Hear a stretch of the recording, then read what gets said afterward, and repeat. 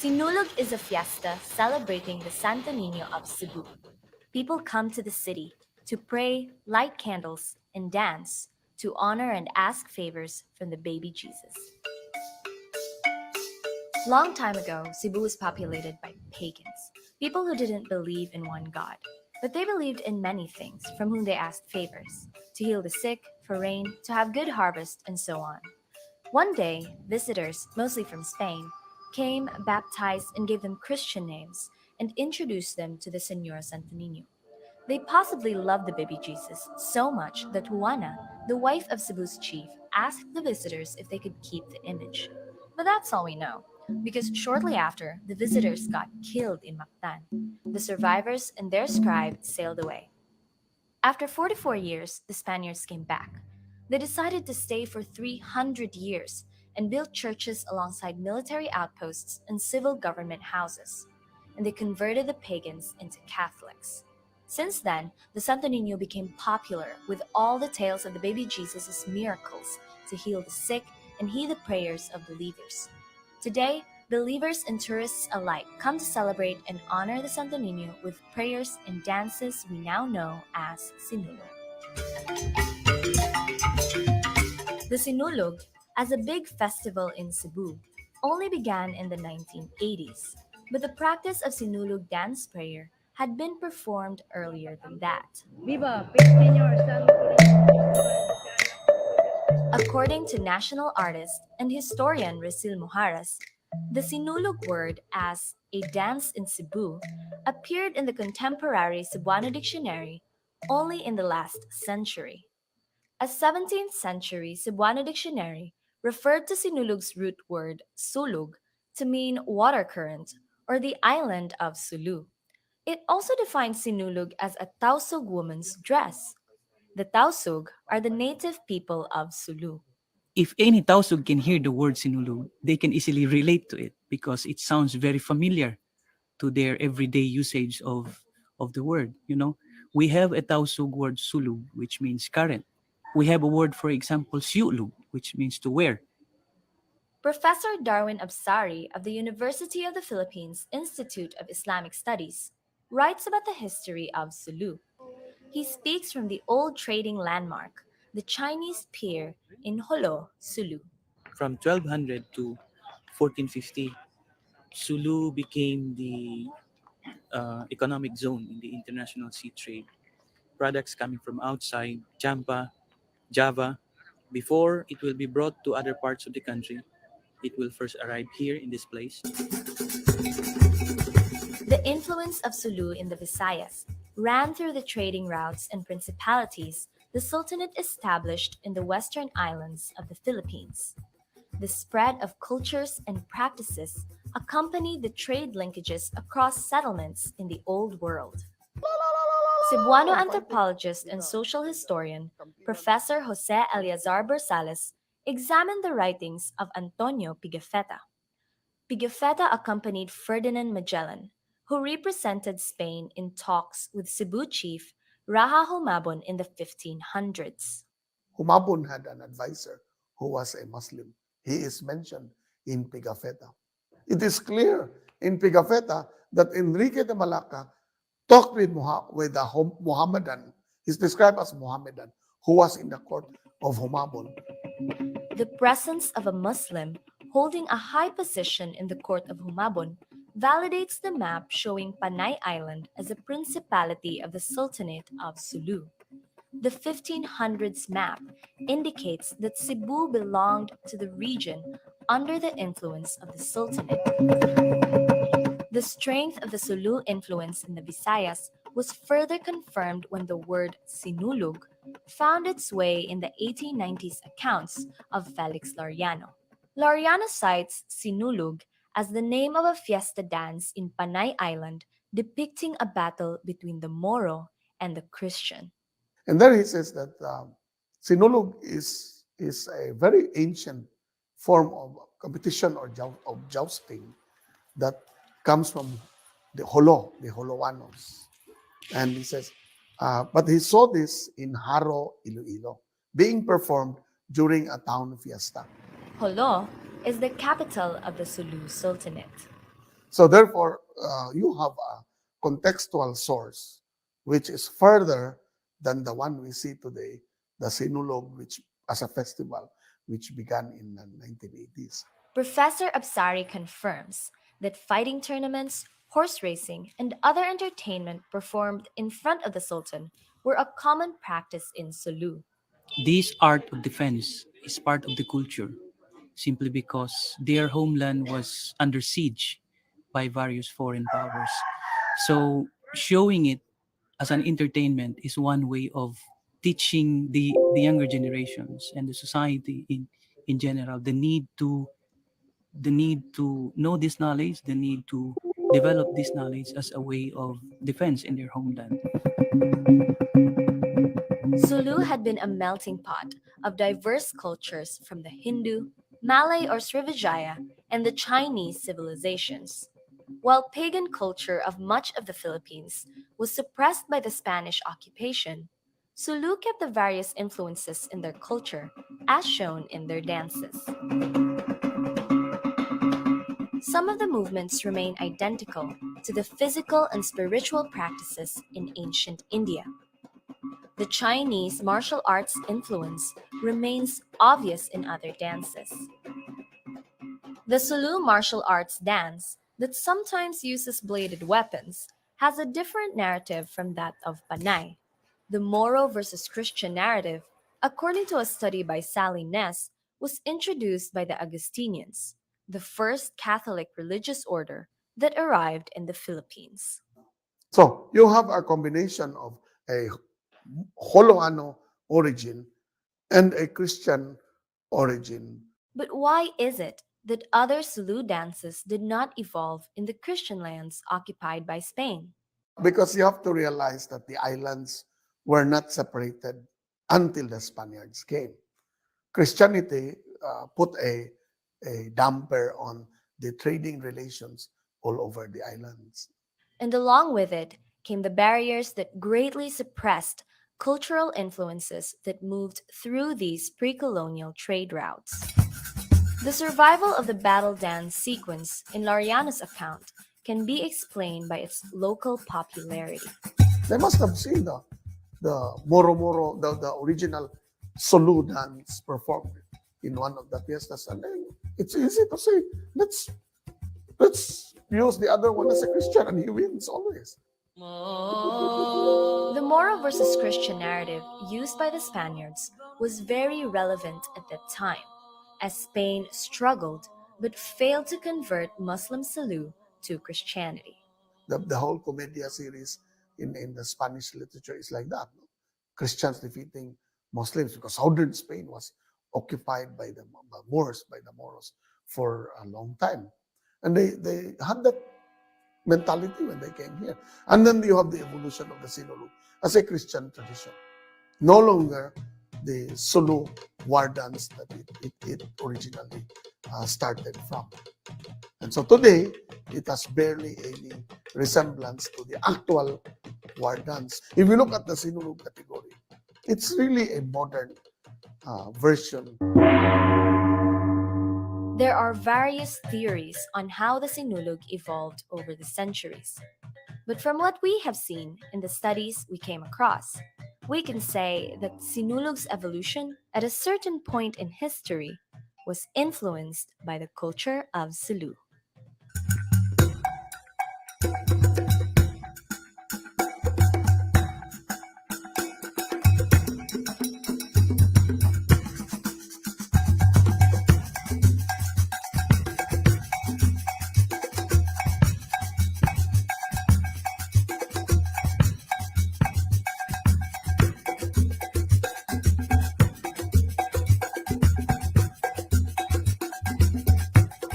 My name is Engineer 𝗚𝗏𝗏 𝗏𝗏𝗏, instructor in Cebu State College. At the same time, I am coach in 𝗕nciac silat, also in Puntao. Hindi na. Dahil sa sayaw and then spiritual and then paniniwala sa Allah subhanahu wa ta'ala. Walang tulin. Amin. Sabi ng mga ninuno namin, ang Lakas ng oil, malakas kaysa suntok. Pag hindi ka na matatamaan ng oil, ang suntok parang walan.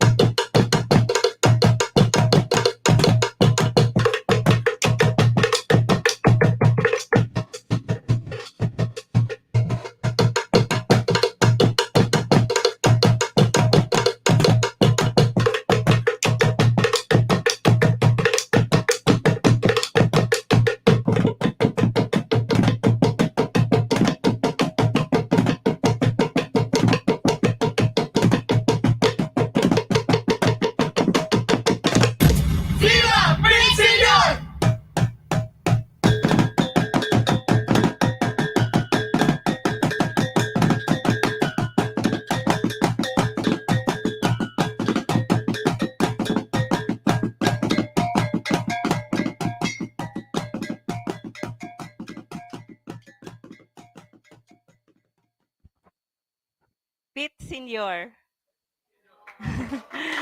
Con- Congratulations to the Bagong 𝗘𝗺𝗺𝗃 for with choreographer 𝗕nciSA dance committee member Bobby Bargamento for that version of our Sinulog dance. So this is part of our celebration this afternoon of the Sinulog, and then in our hybrid event uh, uh, hosted by Palmgrass, the Cebu Heritage Hotel, in partnership with the University of San Carlos, Department of Anthropology, Sociology, and History, the University of San Carlos Center for Social Research and Education, Flag Tour Guides, Cebu Association of Tour Guides, Museo Sugbo, the Central Visayas Association of Museums, Diyandi Heritage Center, 𝗃𝗏 2020. In this Sinulog celebration, a hybrid event entitled 𝗏𝗏Niño versus mga Diwata, Retracing Sinulog Roots. So at Palmgrass, it has been our tradition every year to retrace Sinulog roots. So in 2020, we traced the Sinulog roots as far as Sulu. So in 2021 or in 2022, we discussed about sayaw sa tindera o gera. Sayaw sa gera o tindera. Because of course, Sinulog, the modern the Sinulog now, the Sinulog dance has two versions. The war dance Sinulog and the candle vendor Sinulog. We trace the candle vendor Sinulog to the Babaylanes, to the prayer of the Babaylan, the precolonial dance prayer of the Babaylan, the prayer of the Cebuano, of the Cebuanos before the Spaniards came. That's why in that version of the Sinulog dance that you saw a while ago, we started with a Babaylan ritual. And of course, when our National Artist for Literature was here in 2019, actually he commented when we had also our staff was dancing a Sinulog interpretation, and he mentioned Sinulog is a Muslim war dance. And so we told him, yes, we will have our version of the Sinulog with the Muslim war dance next year. So that happened in 2020. And before that, we really went as far as Sulu because Sinulog actually was a word that means Sulu. So according to Dr. 𝗷𝗫𝗄𝗏 in this book, so you need to get hold in this book because this traces the history of this Cebuano devotion, the feast of the 𝗏𝗏Niño. So you would know everything about what was the dance prayer in pre-colonial times. So it is described here that the Babaylan ritual that the Spaniards saw when they came to Cebu in 1521. And when did the Spaniards come to Cebu? What date to Cebu? What date did the Spaniards arrive in Cebu? Bright na kayo ang taga Bagong 𝗘𝗺𝗺𝗃 oy, April 7, 1521. So that's why last year we celebrated the 500 years of the arrival of Christianity, the 500 years of the first navigation of the world, and the 500 years of the victory at Mactan. So it is also in this book that you would know when was the first procession of the 𝗏𝗏Niño. Do you know? When was the first procession of the 𝗏𝗏Niño? No, Legazpi's time. So, Legazpi, because of course they found the 𝗏𝗏Niño in one of the burnt houses, and then they got the 𝗏𝗏Niño. The natives said that they wanted to, so from the period on April 28, 1565, until the first procession, the natives, the Cebu natives wanted to to to get back the 𝗏𝗏Niño. They wanted to ransom the 𝗏𝗏Niño. They even offered the Spaniards you would exchange it with gold because the image, the child is ours since time immemorial. So and then so they put it in the Spaniards put it in their galleon in their ship, and they made a huge display, like a procession with the 𝗏𝗏Niño from the ship to a makeshift chapel in Cebu City. So when was that? Finding pala. April 28 was still the finding of the child. So who can answer? Pero di na lang, ayaw na lang mag-answer. So I will tell you the answer. So it was on kasi na lagi naka-answer lagi. So how did you know? Huh? It's May. Huh? Si William. Si William Nisulti. So it was on May 15, 1565. That was why last year we held actually an event on May 15 to mark that day of the first procession of the Santo Niño. That's May 15, 1565. So in the dance, it was the natives who was carrying the Santo Niño in a procession. But on May 15, 1565, it was the Spanish soldiers who were carrying the Santo Niño on their shoulders and they enthroned it on a makeshift chapel in Cebu City. So that's why, so if you have seen our version of the Sinulog dance, you have not seen any of the worshippers carrying the Santo Niño, because also in our event with Dr. 𝗘𝗺𝗆 last in our conversations with him, he said the natives or the worshippers of the even the Diwata or even the Santo Niño never carried it in their arm. It was always in an altar. So that's why we have the version of not carrying. We can still work. Of course, the candle vendors do not carry the Santo Niño before. They just have the candles, right?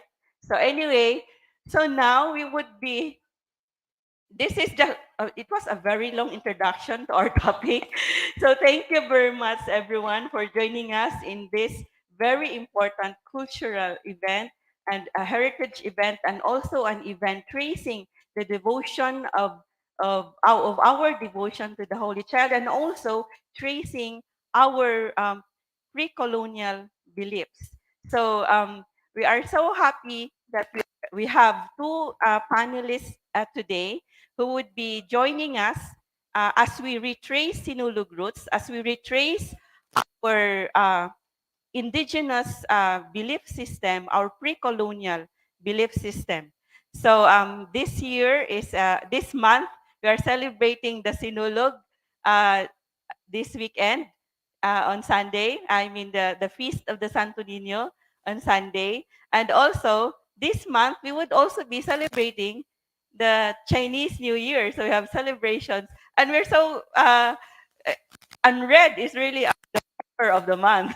Red. And so we would like to recognize our partners, the University of San Carlos Center for Social Research and Education, the University of San Carlos Department of Anthropology, Sociology, and History, the Flag Tour Guides, Museo Sugbo, the Central Visayas Association of Museums, Diyandi Heritage Center, and so on 2020. We would also like to recognize our participants in this event today. So we have our participants who registered online, and we also have our participants on site. Daghang salamat for joining us on site.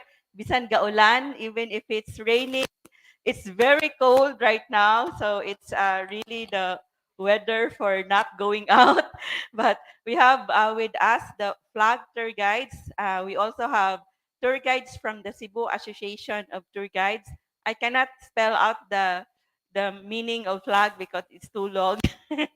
So, and their uniform is really the colors of the Philippine flag. And we also have from the Kulturang Sugbuanon production. Thank you for joining us. We had hoped that you were in costume also of a Diwata or the Santo Niño, but next time na lang. And also, we also have from the La Liga Generales, our heritage advocates who show to us how our heroes dressed in the Spanish period and even in and also in pre-colonial times. And so we have our venue is nearly full with about ilan ka chairs?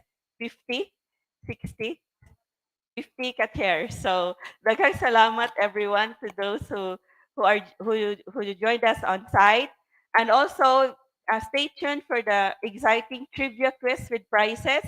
So we really need to listen to the sharing of our resource persons, and also those things that I would talk about, because this would be possibly in our trivia quiz with exciting prizes.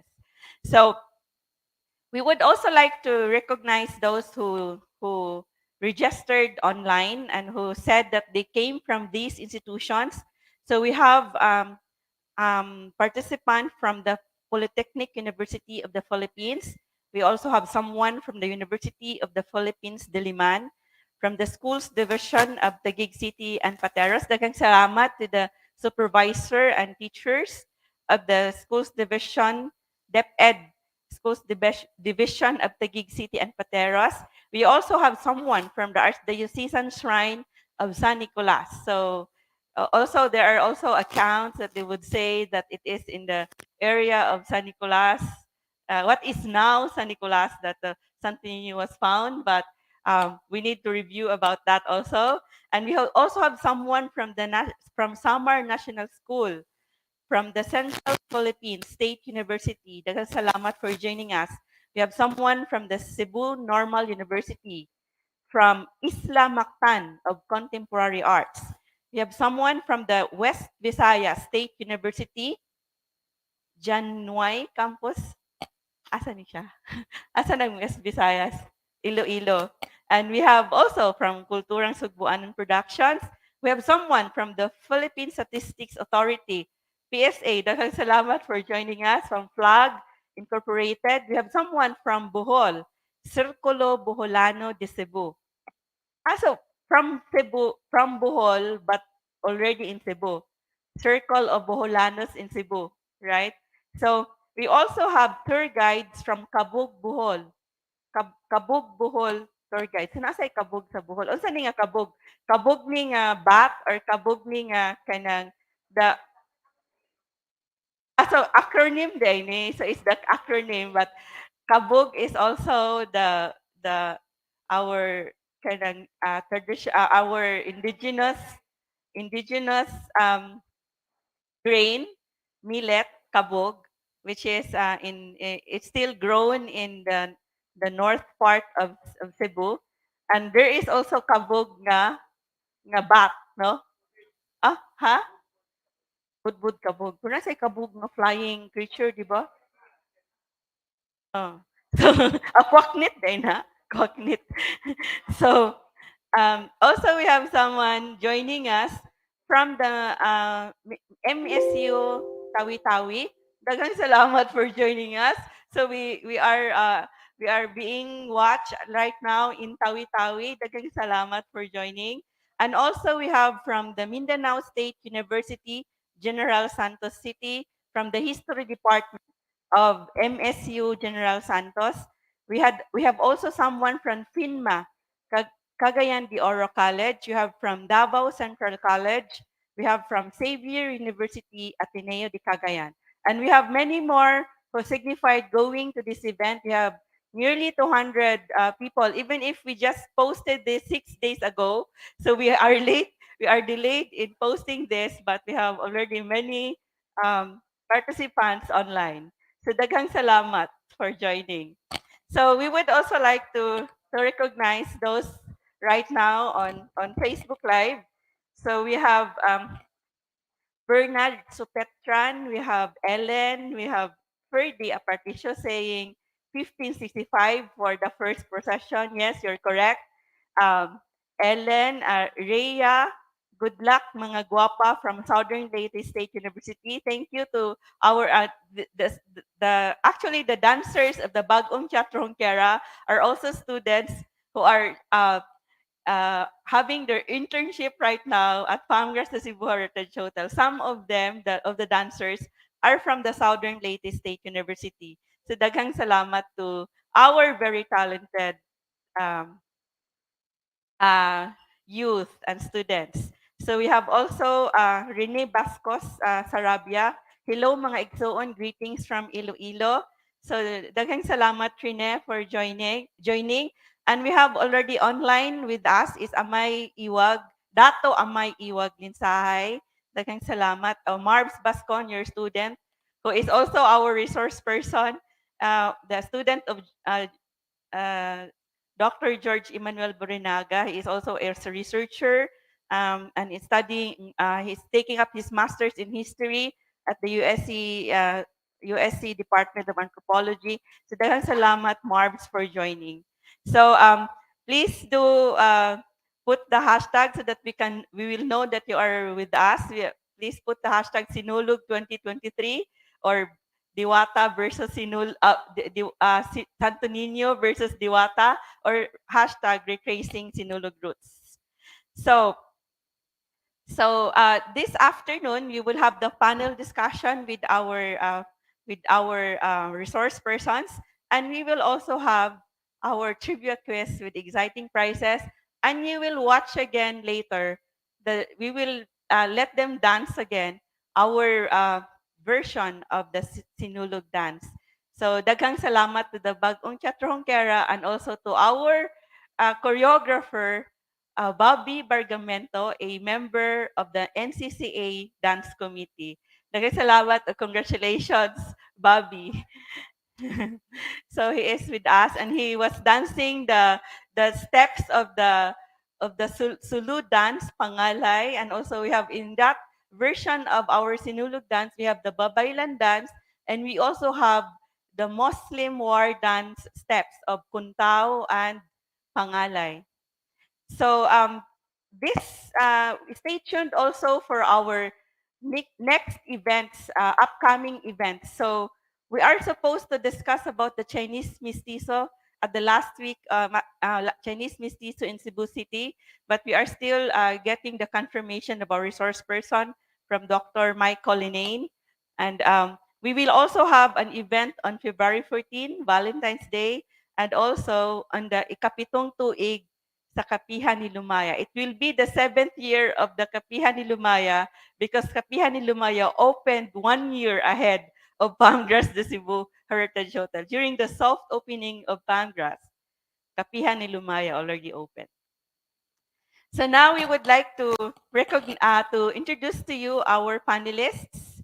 So first, we would like before that, we would like to recognize also Rene saying Sinulog 2023, Rodora Reyes saying hashtag Sinulog 2023, Donna Turion of the SDO Taguig City and Pateros, Donna Turion.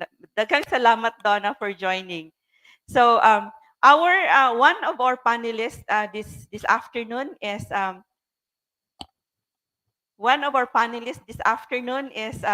our Suki resource person in our heritage and history events and discussions at Panelists the Cebu Heritage Hotel. He is a lifetime member of the Philippine National Historical Society.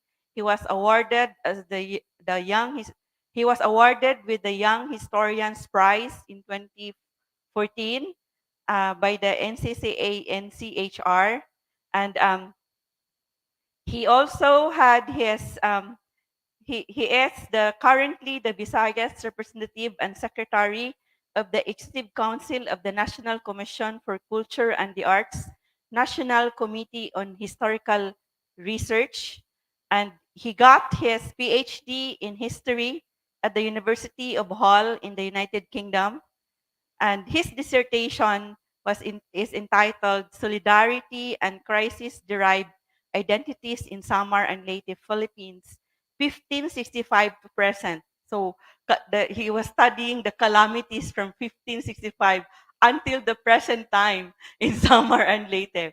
And he is also a professor, an assistant professor right now in history at the Department of Anthropology, Sociology, and History at the University of San Carlos. We thank the �sto.Niño and the Diwatas for bringing him here on site today because his boat trip got canceled yesterday. But thanks to to the Magbabaya, thanks to the �sto.Niño, our panelist is right here with us on site this afternoon. Please help me welcome Dr. 𝗕𝗺𝗺𝗵𝘆. Wala isang. You for having me. Maayong hapon, George. Naon na. Naon na siya. Naon. Sige. Daghang salamat, George. Please look at your... so we have our beauty and brains professor right now with us, joining us. And actually, he was the one who gave us the idea of what to discuss today.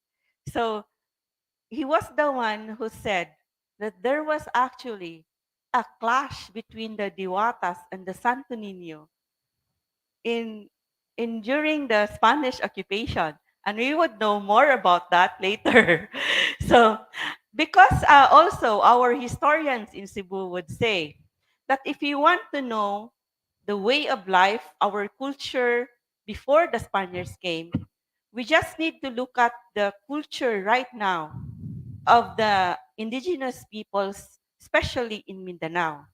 So that's why as we trace our pre-colonial belief system, what would be the picture of the belief system of the Cebuanos, of the Visayans, or of the people in our archipelago before the Spaniards came. So that's why we're also trying to explore. We are trying to know what is the belief system right now, what are the practices right now of the indigenous people, especially in Mindanao. That's why we have our resource person this afternoon. We are so happy that he is able to share their culture. So we have with us this afternoon, he is um, the Balagwan of the ancestral domain of the Mount Palaopao and Kulaman River ancestral domain in Bukidnon. He is a Higaonon-Talaandig Datu. Please help me welcome Dato Amay Iwag Linsahay. Maayad ha anlaw para sa tanan. Greetings from Bukidnon, especially sa atong host. So dako kay nga privilege nga nahimo ko nga part ani inyong activity karong adlaw. Daghang salamat, Amay Iwag. Salamat tungkay ay Amay Iwag. So he said, maayad ha anlaw. It means, maayad means good, and anlaw means day. So good day. So I am also, as a tribute to our brothers and sisters, the Higaonon indigenous community in Bukidnon. I am wearing right now a traditional attire of the Higaonon indigenous cultural community. And it's so surprising that they also have the Sinulog colors. So, like, because the Higaonon have the traditional colors of red, white, and also black and yellow. So, if you have seen our previous discussions with the Tibuli doesn't have the color yellow, but the Higaonon have the color yellow. So, yellow means their or our being children of the sun. It's the eye of the sun. So that's why there is a yellow, yellow design and yellow color, and red is the bravery of the leaders of the community and also of the warriors, and white is symbolizes the wisdom, and of course black is symbolizes the dark spirits, because for the indigenous peoples in the Higaonon and Talaandig in Bukidnon, for them the dark spirits are not the enemy. They just need to be recognized and they need to be appeased because they promote balance in the world. So in a ritual they did for me when I tried to have an interview with the dato with the about 6 dato and abae in Bukidnon, they made a ritual and there was a red chicken, a red feathered chicken, a white feathered chicken, and a black feathered chicken because you don't just offer to the white or the good spirits, but you also need to offer to the dark spirits so that di sila manghilabot nimo, so that they would not create any harm, so that they would be appeased. So it's an Asian, it's part of the Asian culture, right? There is always a balance of the white and dark and yes. So that's the taas na sad akong storya ba yun? Sorry kayo. So anyway, so now we would like to first to give this question to our resource person, our historian, Visayas historian. We would like to ask Dr. 𝗕𝗺𝗆 Borinaga. By the way, we would like you to know that you would be taking up your questions as we go along. You would be reading your questions as we go along. Also, Amay Iwag Linsahay cannot be with us live online right now. He is online live, but he can answer through the comment section. We recorded his interview because he was actually he's afraid of the no signal and if there would be a brownout. And we're so happy that when we had the recording, it was smooth sailing. And after our interview with him, with Dato Amay Iwag, the signal stopped in his area in Bukidnon. And we said, salamat 𝗘𝗺𝗺 magbabaya that you let our interview become successful. So anyway, so we request you to give your comments and reaction as we go along. So now we have this question for Dr. 𝗕𝗺𝗆 Borinaga. So we would like to ask Dr. George to elaborate on the Sto.Niño and the Diwata in Philippine history. What is what are recorded? What are the things recorded about the Sto.Niño and the Diwata, the precolonial deities or the gods and goddesses in Philippine or Visayan history? Well, in terms of Philippine historiography, and as we've seen in the dance and in the video and in Ma'am Agripina's discussion earlier, we already know a lot about the history of the Sto.Niño in the Philippines, how it was introduced, and how it was used to colonize also, as it was part of the colonization project of the Spaniards. But as Ma'am Agripina had explained, it was also localized.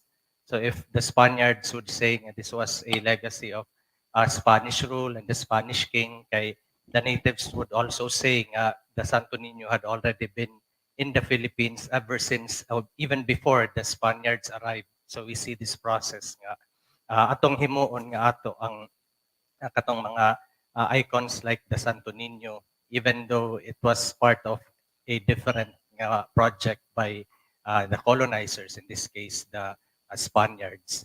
But what's less known is the history, of course, of the Diwatas. So we are familiar with this term, but it denotes local spirits, local deities.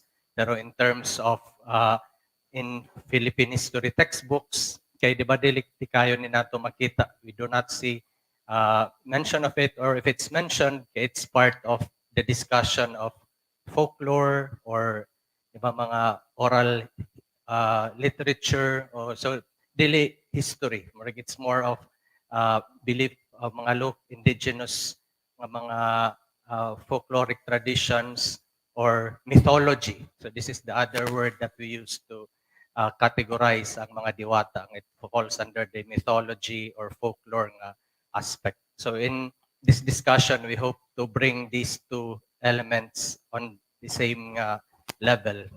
We hope to see why exactly people in the early 1600s or the late 1500s would believe nga naatoy some sort of conflict between the Diwatas and the Santo Niño or even the Virgin Mary. Okay, these were the two prominent icons. But even today, we see in the poster, in our iconography in Philippine Catholicism, okay, diba, it's always the Virgin Mary or the Santo Niño or Jesus lang in general who is murag silang duha gyud, mother and son ang permi makita nato in our Philippine Catholic traditions.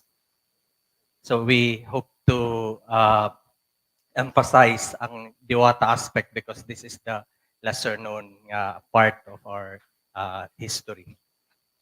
Daghang salamat, Dr. George. So daghang salamat for also suggesting to us that we should discuss about the Diwata and its how it interacted with the devotion to the Santo Niño, how it reacted, how the Diwatas reacted to the devotion to the Santo Niño.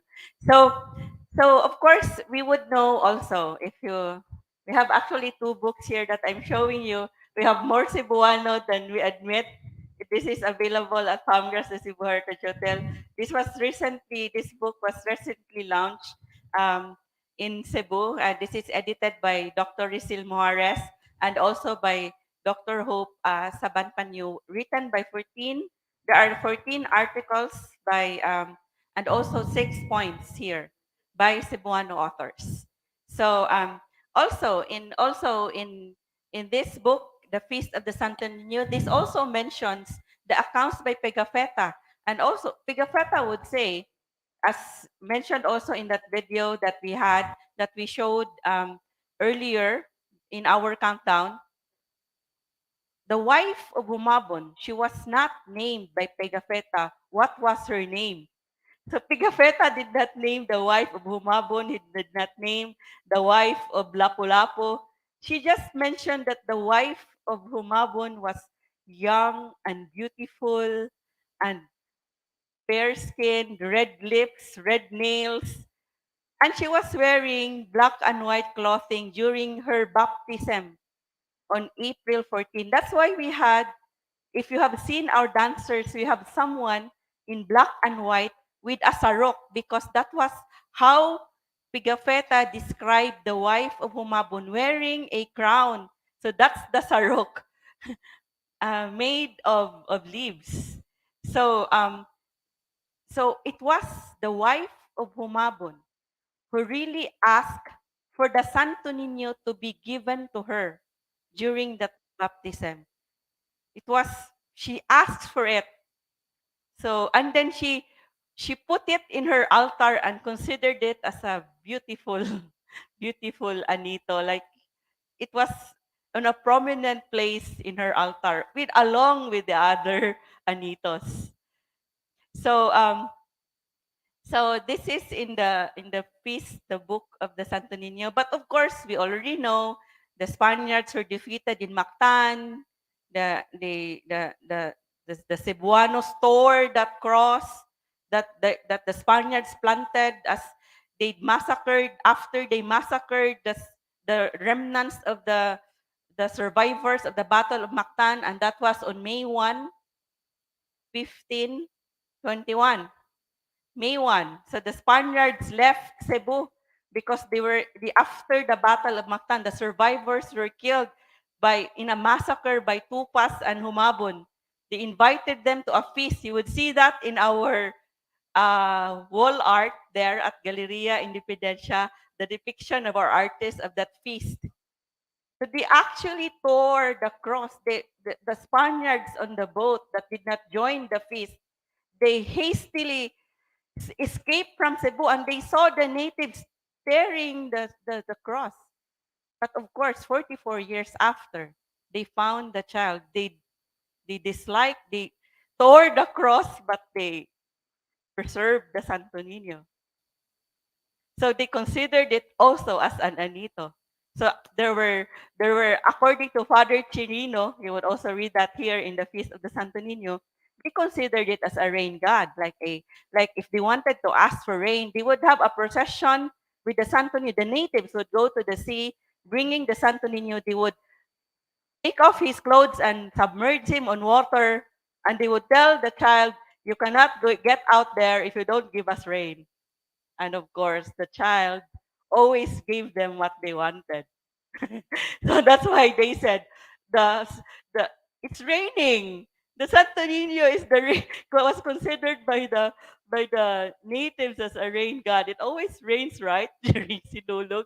Then even if we have an event at Palmgrass, like we have a Sinulog event, when we have it at 𝗓𝗪𝗪 at the top floor, it always rains.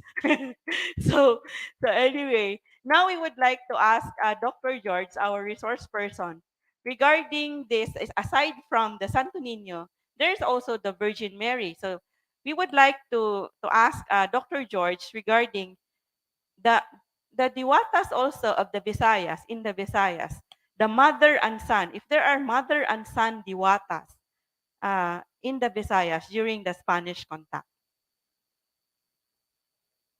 Mentioned earlier that ang Virgin Mary and Jesus, they are the two prominent figures, Christian figures in Philippine Catholicism or in our religion. But in the case of the Visayas, we see that there were already two Diwatas that were also seen as mother and child mga figures. And in fact, they were considered as the greatest of their Diwatas. So there are several mga names mentioned in accounts like Chirino, like what Ma'am Agripina mentioned. So he was a Jesuit missionary who, along with Father Alcina, provide some of the mga precolonial religious elements, mga Diwatas and mga practices like those that were described earlier, katong mga dances, katong mga pag-anito, as they were called. So pag-anito, that was the ritual they performed to call ang mga ancestors, ang mga spirits to participate in the feast. Okay, that was their mga events before that asked for blessings and gave thanks for these blessings, like what we do today in the case of the Sinulog. So there were several spirit mediums that I list down in this slide. So the most common term is a bailana. But there were variations. Pwede po bailan or bailana or babaylan. So they were often mga old women, ang bailanas.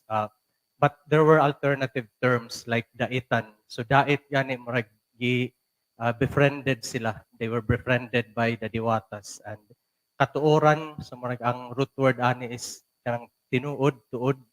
Okay, murag they were murag bearers of knowledge. They were the most well-paid ng mga spirit mediums at that time. So there were also the tambalan. So of course, very familiar with tambalan because it's still a term used today. So mga herbalists. So in Cebuano, I think this is kanang mananambal, kanang mga kabalo sila og atong mga herbal medicine. But another word I failed to include is asog. So the asog, kay mo ni sila ang mga transvestite. So mga effeminate males as they were called by Father Alcina. So kung sa atong word pa karon mga gays or bayot nga very influential pud sila ang mga spirit mediums. And in fact, according to the Boxer Codex, sila kuno ang pinakabungga o mas authoritative than the babaylans who were often elderly women. So they were, again, traditional healers, mga mediums, mga oracles, meaning makakita sila into the future. Kanang makapredict sila unsay mahitabo mga events. Okay. Of course, with the help of their mga friendly mga spirits. But some of them were converted to Christianity. So the Jesuits would acknowledge their role in the teaching of the catechism. So gitawag sila nga mga maestras. So very familiar kay this is still our word today for the teachers. They were instrumental in teaching the catechism, Christian doctrine to the Visayans. So there were therefore two types of mediums nga atong makita in this conflict nga we want to revisit. Ang role sa bailana in preserving and in continuing ang belief in the old diwatas. Pero there were also new converts or mga former mediums nga ni-convert, and they were known as the maestras. But there were new kinds of mga spirit mediums that also appeared in the early Spanish period. So naanay influence of Christianity perhaps, especially in the case of the Diwatahan.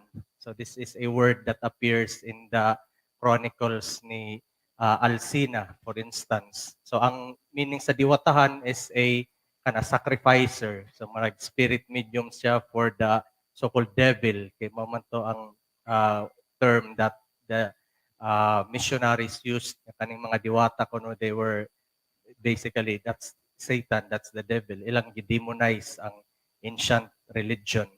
Pero there was another word that emerged, ang diwata, mga self-proclaimed diwata sila. Remember nga ang mga precolonial spirit mediums, dili sila ang diwata mismo. They were only mga voice ra sila sa isulti sa diwata, but they weren't actually the diwata. Pero in the early Spanish period, according to the chronicles, na ay mga leaders nga mo claim nga sila mismo ang diwata. They were living diwata. So we could say nga this might be an influence na of Christianity. Kaya di ba, unsa may gi-mention ni Jesus Christ, na di ba, siya si God.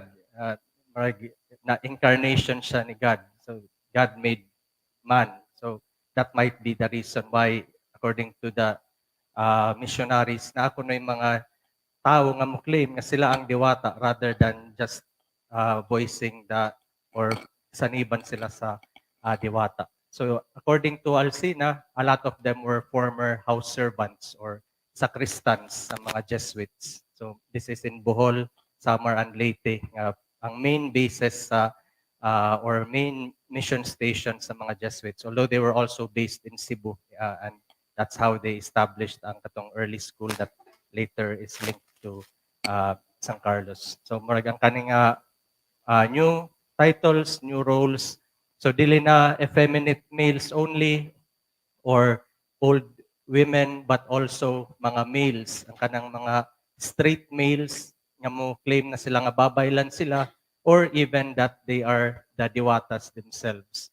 And we will see in the subsequent movements, nga naanay sagol, there's a mixture between the old mediums, mga old women, effeminate male, and naana po'y mga straight heterosexual nga male. Kaya diba, this is also what the priests were like, ang mga Jesuit missionaries, ang mga European missionary. Mga laki na sila nga straight rather than effeminate males or old females. So in terms of the mothers and diwata, I have a slide showing the names of si Malaon and si Makapatag. Do we have the slide? May we show the slide of Mother Malaon and Makapatag? So ang islands associated with these two diwatas were Negros. So di ba, what is the volcano that's very well known diha sa Negros? Ang Mount Canlaon. Canlaon, Kanglaon.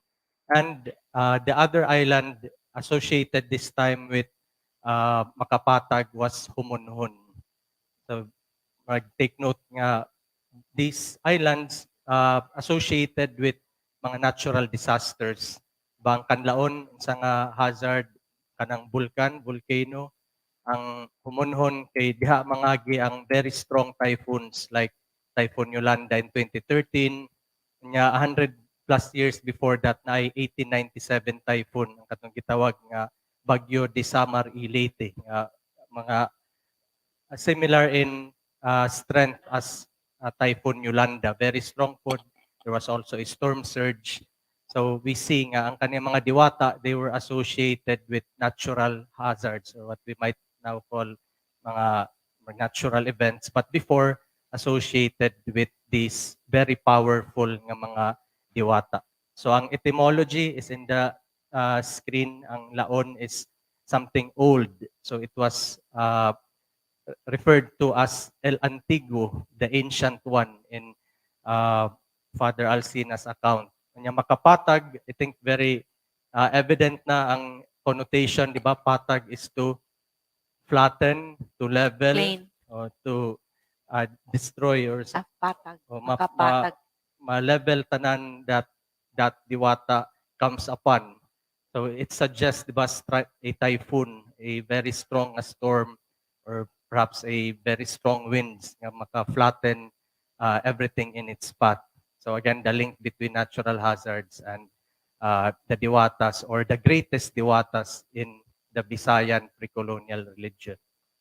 And in the accounts, Chirino and Alcina, ang ilang gi-report nga the Visayans viewed them as mother and child, or mother and son diwata. So si Makapatag in Chirino's or in Alcina's account was the son of Malaon, or earlier in Chirino's account, Laon, or Kapatag was son of Laon. So, diba? Very similar. 1610 or 1600, early 1600 si Chirino, 1668 si Alcina, pero pare-pareha ang ilang description of these two mother and son diwatas. So Makapatag and Laon. Laon. So there is a question from Enrique San Juan. He is commenting at the Palmgrass de Cebu Heritage Hotel page. What were the names of the mother and child diwatas and other diwatas of ancient Visayans, and what were their powers? There were other diwatas. I was not able to list them down, but ito si Dapa, apparently the god of death, or Magwayen, the sea god. So in 𝗘𝗺𝗃's account, ang first two diwatas were Kaptan, so apparently a variation of Kapatag, and Magwayen. So nag-away kuno sila, and that's how the islands were formed. That led to the rise or growth of that bamboo, from which emerged the first man and woman, because of that apparent conflict between Magwayen and Kaptan. So this conflict, it's been ongoing since the beginning of time, and that also explained the emergence of humans. So this conflict that will be continued and will be seen with the Sto.Niño later on. So those actually last we had this dress like a diwata contest, like costume contest of diwatas, and we had those who portrayed Liadlaw, Libulan, Yawa, and we have also those who Kaptan, no? Kaptan, Liadlaw, Libulan. And is there a goddess or goddess of agriculture? I think it's related to Laon, right? And sa agriculture, Laon, like that one in there's fire. a slide, in the slide it says that when they harvest, or when they plant rice, they perform rituals for Laon. Okay? More related to agriculture. But on the other hand, Laon was also associated with kanang dun, locusts. Okay? When she was not happy with the people, kay she sends the locust.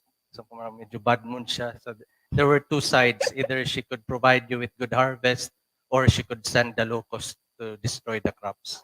So she could So they send pests. pests. If she's not in the mood, you always need to have her in a good mood. So that's why for the offerings. That's why there are rituals. So thank you very much, Dr. George. So there is also a comment.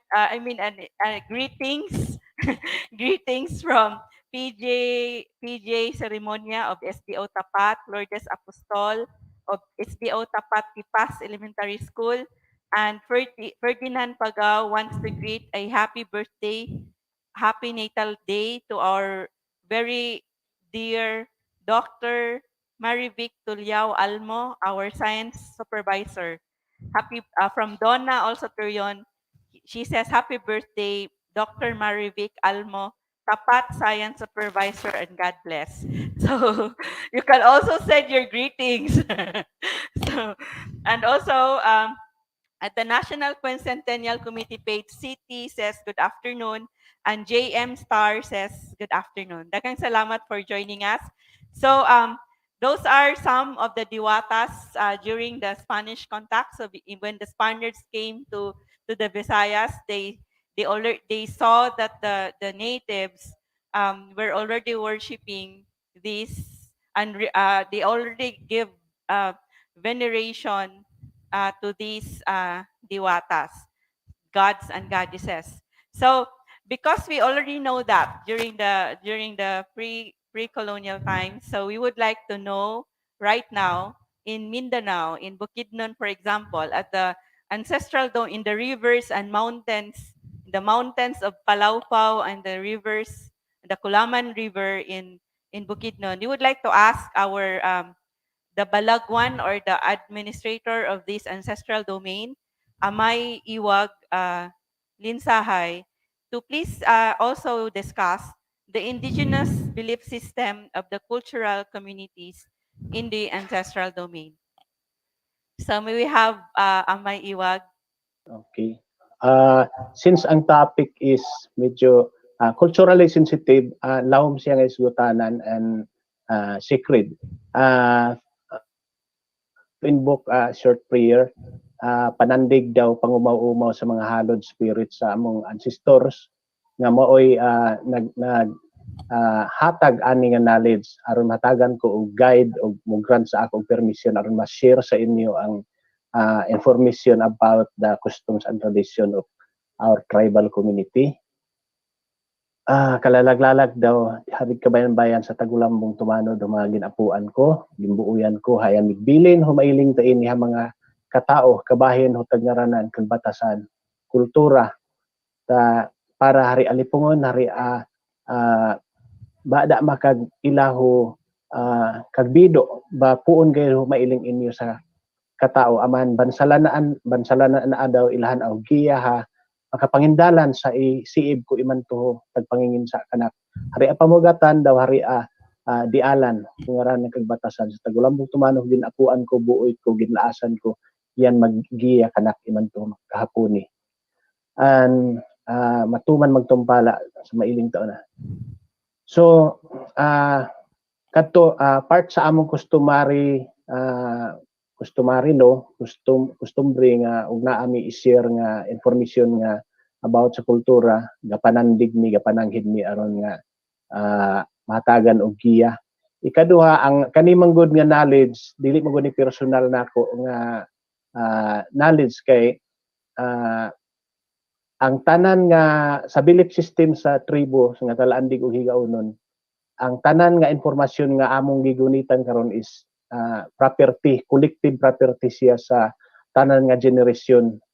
So instrumento lang kibali ang pareho sa ako nga mo-share ani kay kini nga mga information, kini nga tradisyon, kini nga kultura nga atong giipaambit, gi-transmit man ni from generation to generation.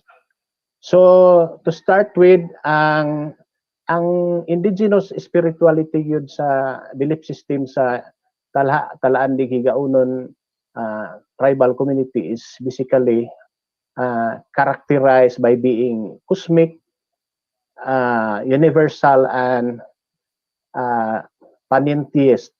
Kaning panentheist is gidefine ni sa among kauban nga si 𝗷𝗺𝗍𝗆. Magbabaya is active and present sa entire nga creation, both spiritual and material. So dili siya ingon nga tuwa sa langit o dili kay layo siya, present siya sa tanan nga creation.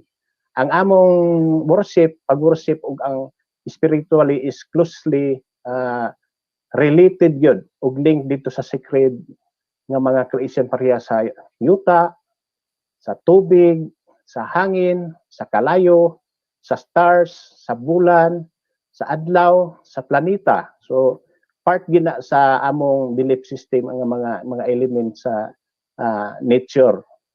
Dayon gaampo ang tribo sa ginganlan og supreme deity, creator katong ingon namo magbabaya.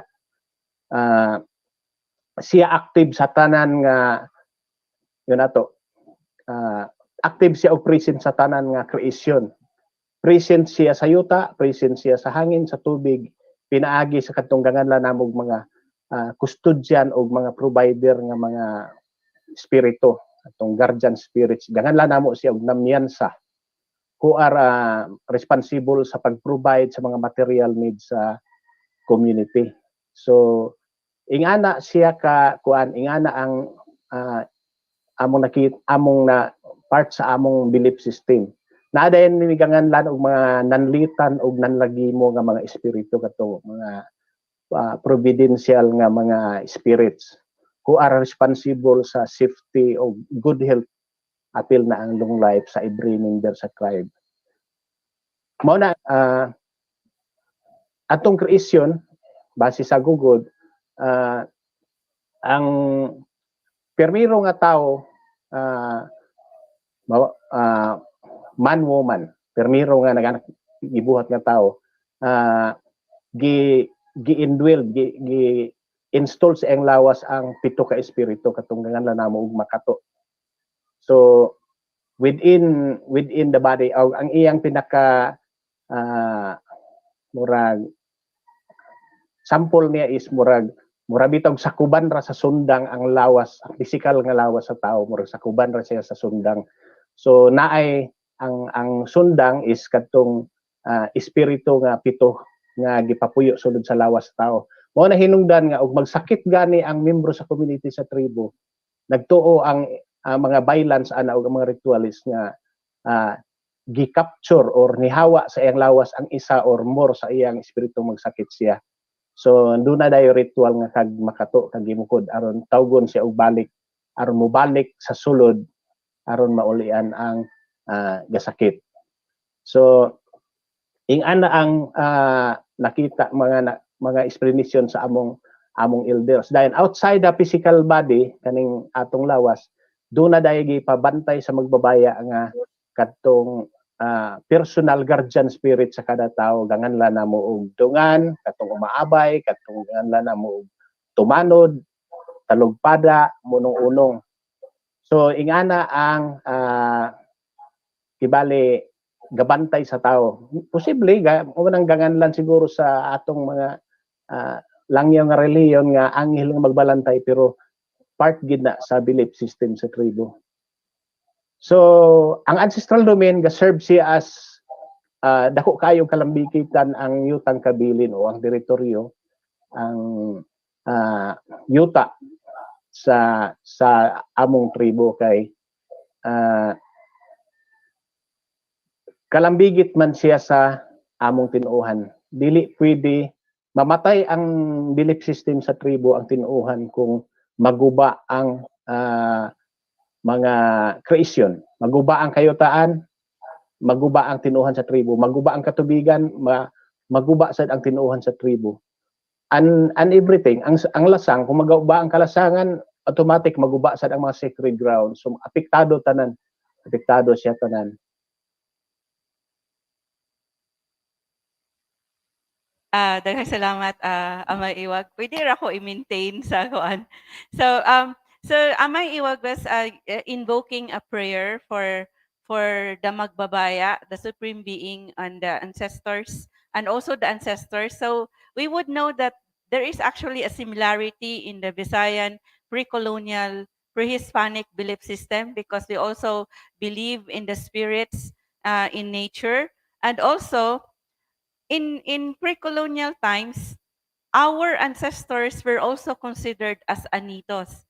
So every time, I think it was Alcina, right, that who said that whenever someone dies, like a revered ancestor dies, they would fashion an image in honor of that ancestor.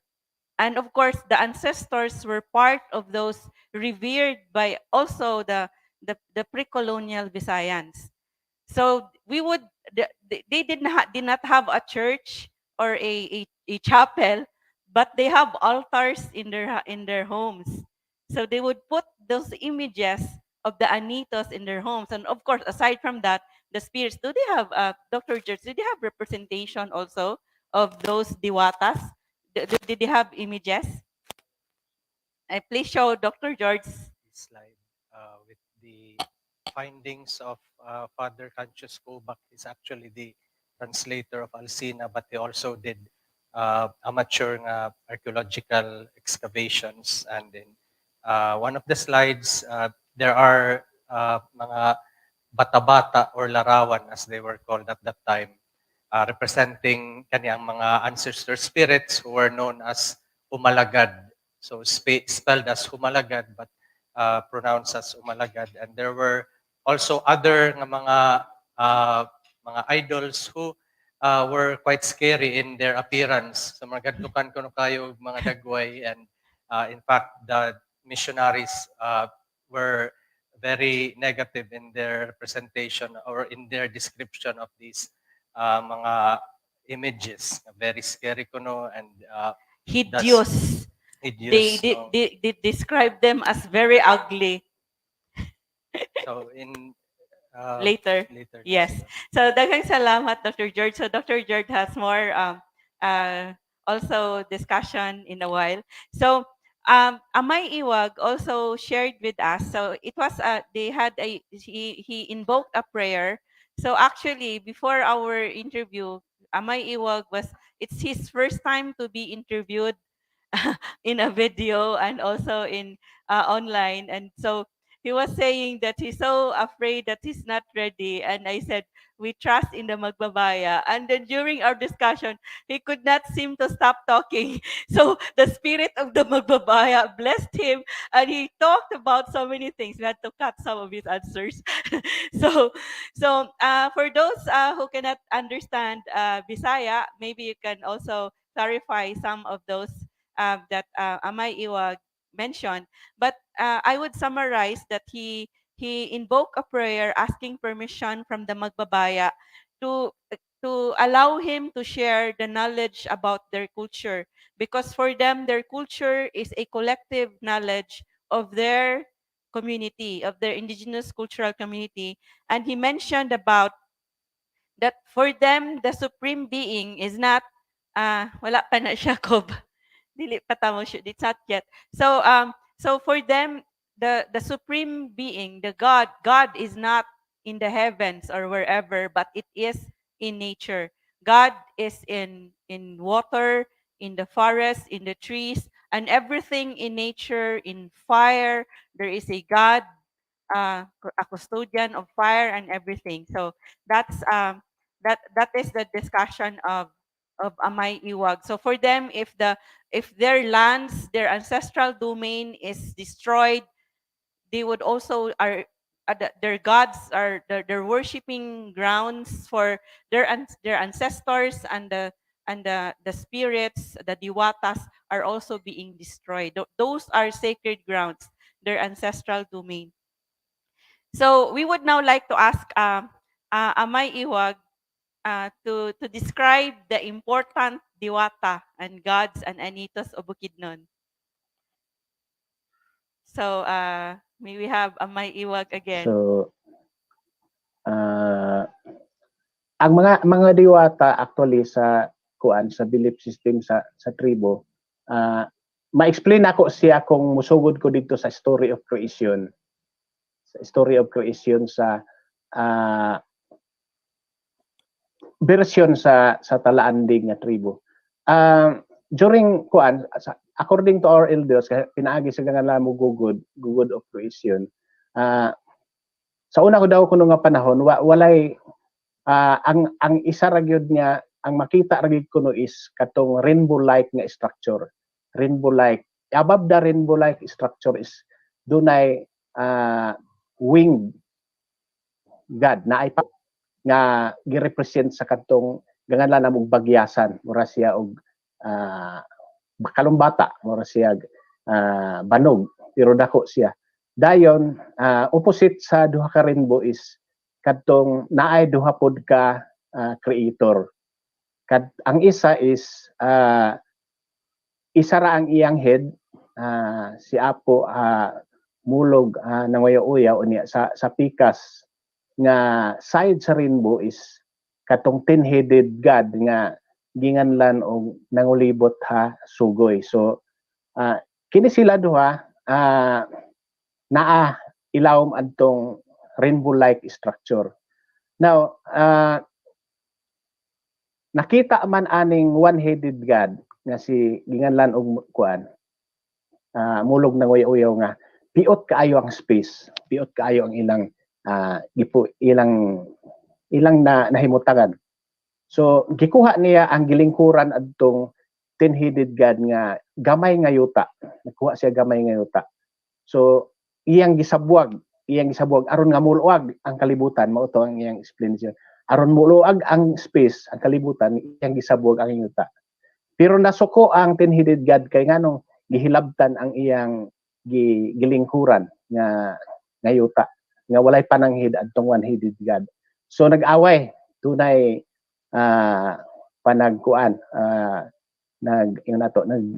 nag-away ang duha ka gods, pero dili man sila magdaog. Pareho man sila og power, pareho man sila nga mura bitag ang concept is positive o negative. Dili need sa kada usa ang usa. So giundang nila ilang away, nagkasabot sila. So pagkahuban niingon sila nga mingaw man ang luag na ang kalibutan pero mingaw man. Kinahanglan nga dunay motubo nga mga tanom ug dunay mo mahimo nga mga mananap hayop nga mupuyo. So ang buhat adtong one-headed god ingon siya nga pinaagi sa imong gibantayan kanang imong laway sa imong baba mauna ang atong himuon nga tubig. So nahimo nga tubig, nahimo ang mga kadagatan. Dayon kanang mga naa sa impart sa imong lawas nga mga buhok ug uban pa mga balhibo mauna ang himuon nato nga kahoy nga motubo. Dayon ang uban ikaw ang magbuot nga mahimo sab nga dunay mga wildlife. So ang last nila nakita nga kulang is kinahanglan mag-create og tao. So nagkasabot sila, magbuhat sila og 7 ka figure sa human-like figure, pareho og porma sa tao. So sa permiro nila nga unsay ilang gibuhat kadtong yuta. Daw ang yuta kay pagporma nila magka-collapse man. So niingon na sa tong one-headed god nga aron dili mo collapse kanang imong laway nga gikan sa imong baba mao atong i-mulda, atong ipalig-on aron nga mo pilit siya.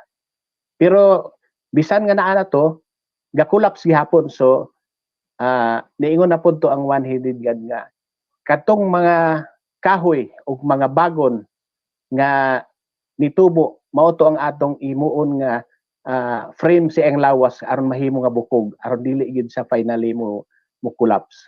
So mao to ang ilang giuyunan. Afterwards nisaka sa ibabaw ang one-headed god aron mo plano pa, aron magplano pa sa unsay maayo nga buhaton. Pero samtang dito siya sa ibabaw nakita niya ang 10-headed god nga iya nang hatagan na nagkinabuhi ang katong ilang gibuhat nga 7 ka creatures. So naglakaw-lakaw na ang unom. Mao to nga ninaog ni asin ang one-headed god, ninaog siya og nasuko nga nganong imong gihilabtan ang kadtong atong gibuhat nga wa pa ko nakahuman og hunahuna ug unsay angayan nga tiwason pa adto. So in short nag-away sila. Niingon man ang 10-headed god nganong masuko ka man nga ang tanan nga parte anang atong gibuhat is gikan man sa akong material nga magibutan, gikan sa yuta ako, ang tubig gikan sa ako, ang mga tanom ug mga unsa to nga mga butang gikan sa ako. So nag-away na pod sila. In short, wala gihapon sila magdaog, walay ni daog sa ila. Pero nangita sila og solusyon, naghusay sila.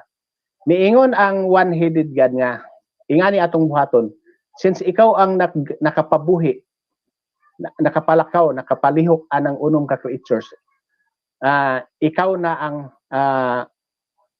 ihatag ko na sa imong pagbuot.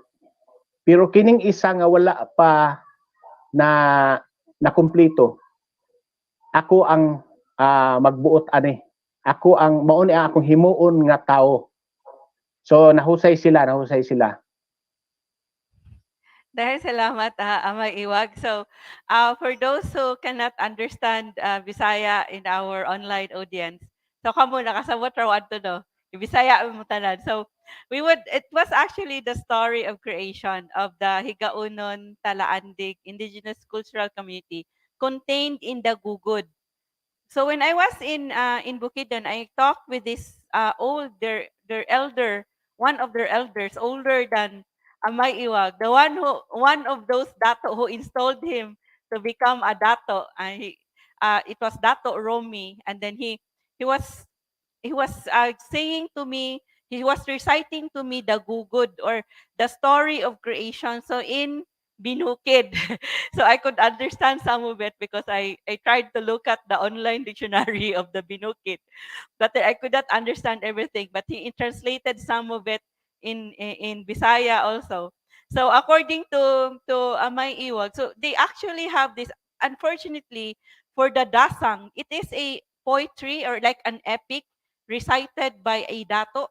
According to Amay Iwag, in their ancestral domain, only one Dato Rumi, the one who I went to in the about how many hours from the highway, he was the only one he was the only remaining dato in their ancestral domain who could recite the gugu, the das, who could do the dasang.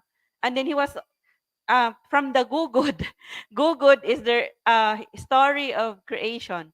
So according to Amay Iwag, for them, so there was a one-headed God, there was a 10-headed God, and the gods were the ones who made the world from their own body, from gikan sa ila mismo. Their saliva becomes the fluids from their body becomes the water, from their flesh and their bones becomes the sea. I mean the the the the land and the trees from the wildlife. So everything in the world, and also they also created the human being also from their own flesh.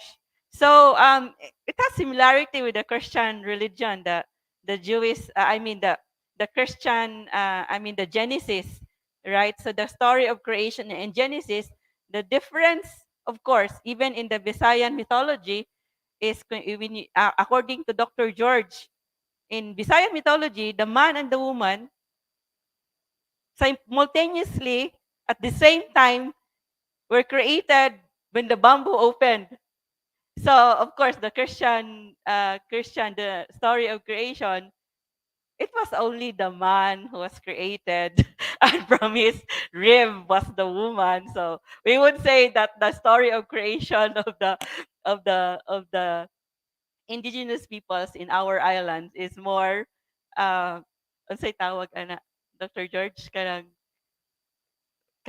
egalitarian or more kanang gender fair. It's more gender fair.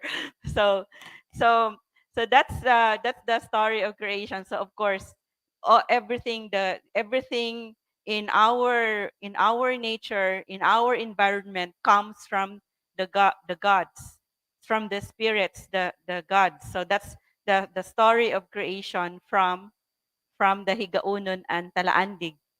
So we would now like to ask, sumubura kay ni answer ni Amay Iwag ani. So we ask also Amay Iwag, we ask Amay Iwag regarding the specific names also of the Diwatas or those custodian spirits of nature. So we have specific names in the Visayas of the the precolonial Diwatas. There are also specific names of the Diwatas in Mindanao, in Bukidnon, the Higaonon and Talaandig. So may we have Amay Iwag. So we ask Okay, you, so sige. regarding sa specific nga name sa katong after creation, ginganlan to siya ang yun nato gabantay sa lain nga elements of nature. So ang gabuot sa yuta ginganlan namo og apo talabugta. Ang gabuot sa tubig mo tong ginganlan namo og bulalakaw. Dayon ang gabuot sa mga tanom mao to ang among gangan apo ibabasok.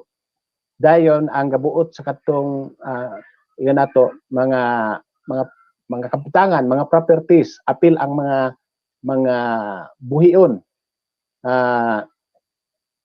mga himan ana, mga kagamitan is katong apo pamahandi. Dayon ang gabuot sa hangin o gabuot sa tingog o kusog is apo nanwaswas. Dayon sa kalayo sa kainit nga gahatag og kainit sa lawas sa tao, gahatag og kayag is ang apo pananalsal. So mao na siya ang unom ka major nato major nga mga diwata kung mogamit og pulong nga diwata. Ang unom nga gipabantay sa lain nga creations. Makita nimo ang koneksyon sa spirituality sa tribo nga related sa agriculture gani nga mga rituals, mao to ang pangibabasok tungod kay giinbok mas dunay relasyon sa tribo diya sa ni apo ibabasok katong gabuot sa farm panginabuhi sa farming. So daghang salamat Amay Iwag. So he mentioned also the custodian spirits in nature. So there is a spirit for custodian nature for fire, for wealth. So for wealth it's pamahandi, apo pamahandi. So it's also really similar to our word of for treasure. This is bahandi, right? Pamahandi. The Diwata for the god for the treasures or wealth is pamahandi. There is also a god for water and for land. Land is bukta. Apo, I remember bukta. Bukta means land or yuta or soil. Bukta. So bukta. So there is a god for fire, for water, for air, for wealth and for agriculture. Very important. So apo igbabasok. So that's why they have also a ritual about the basok. But basok is also a word in Mindanao which means kanang when you till the soil or kanang magbasok kanang magbungay ba maguna. Unsa na magbungay maguna, ang term ana sa Mindanao is basok. But basok is also igbabasok is also a god for agriculture. So thank you Amang Iwag for letting us know about these things that this could also be the belief system of the Visayan, our Visayan ancestors. Because our Visayan ancestors also believe that there are spirits, diwatas in nature. So now we would like to ask our Visayas historian, Dr. George, to discuss more about the diwatas, diwatahan, the baylan. So the baylan is still present. There are still baylans in Mindanao right now. The baylans maybe disappeared in the Visayas. There are still baylan until now, tambalan, but not like the pre-colonial period. Prayer leaders na lang. And then of course, we would like to ask Dr. George regarding the tamblot and bangkaw. So tamblot and bangkaw are religious leaders who led revolts in Bohol and in the Visayas. And Leyte, is it? Leyte and Bohol. So now please discuss more about this. Okay, so I discussed earlier ang mga diwatahan and diwatas as well as the Baylanas, the Asogs. Now I'll talk about their role in what's called the Tamblot Revolt of Bohol in 1621, and then the Bangkao Revolt in Leyte in 1622. So actually, they are related revolts because Datu Bangkao was related to the leaders of the uh, Tamblot Revolt in Bohol. So there were two reasons that were ascribed by Father Alcina as the reasons for these two revolts. So ang one sa Tamblot Revolt, apparently it was because of their dissatisfaction now with Christianity, with their Christian faith.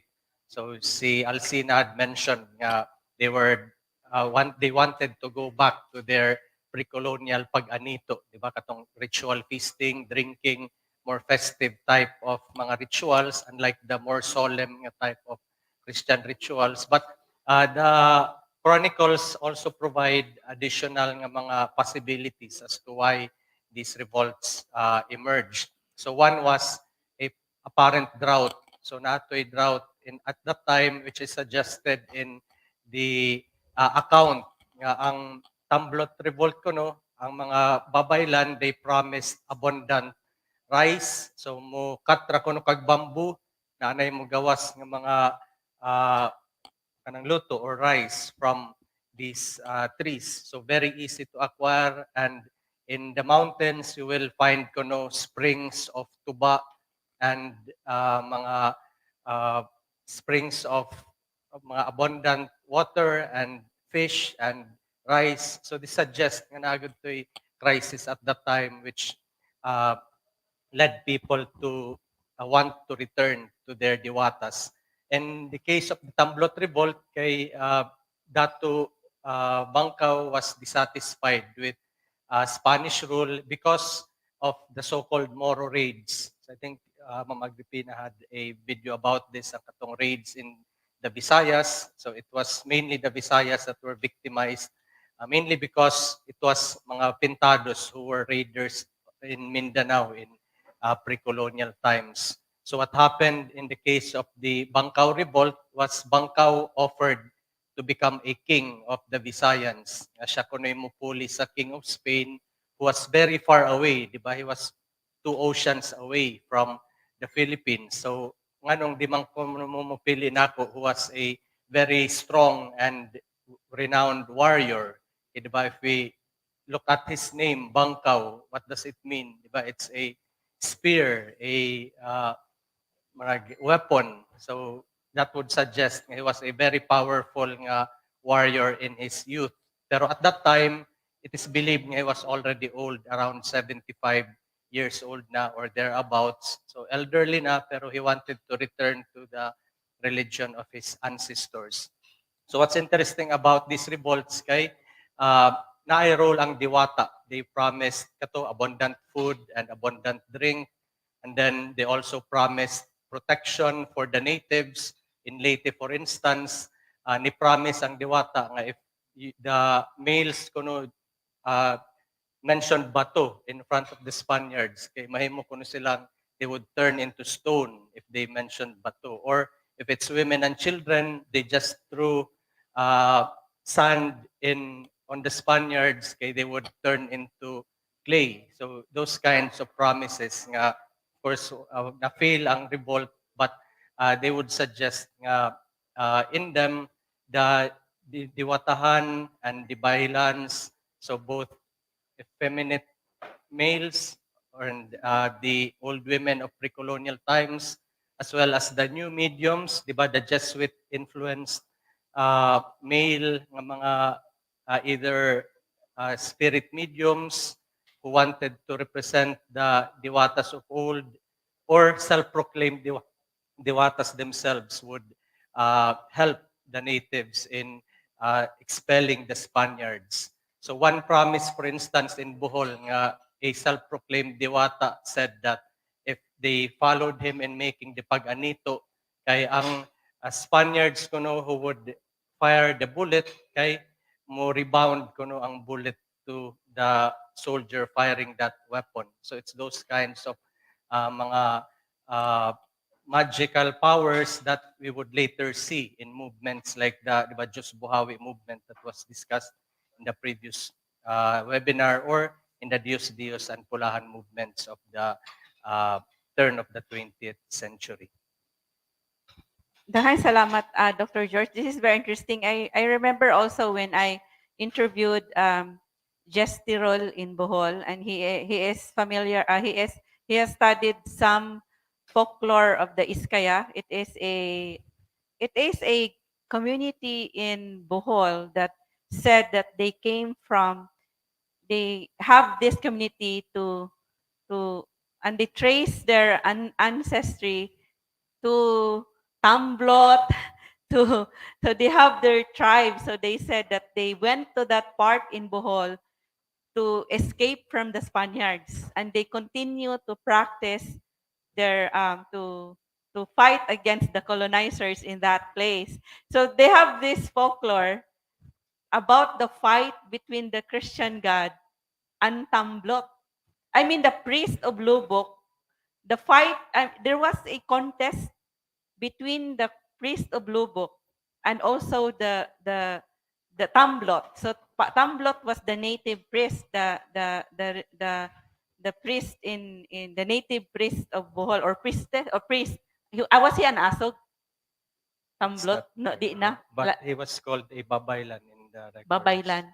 He was called a babaylan. So she could have been a woman? It's not clear. Lalaki. So it's not we don't know if Tamblot is a woman or a man, but he or she is called a babaylan. And because it's named Tamblot, we always say it's like a man's name. So we always think of Tamblot as a man, but Tamblot was a babaylan. So ang male nga kuan is asog, right? Or wala nagigamit na. But it's also possible that he was an effeminate. He could also be an effeminate. Could also be an effeminate man. So a feminized man. So Tamblot was having this contest against the priest in Lubok, and they would compete on who could put food on the bamboo, something like that. There was a time that Tamblot won, and there's a time that the priest of Lubok won. So there was a story about that in the records written by 𝗕𝗺𝗺 from the accounts of the 𝗘𝗏𝗏. So, and of course, 𝗕𝗺𝗺 also said that during the 𝗕𝗺𝗺 rebellion, they were actually also kind of working with the Moro, because if Dr. Mike Colonin also described that period of the Moro raids and the 𝗕𝗺𝗺 rebellion as retirada, the defeat of the Spaniards. So could the 𝗕𝗺𝗺 rebellion could have been also a religious aspect? There might have been influences also.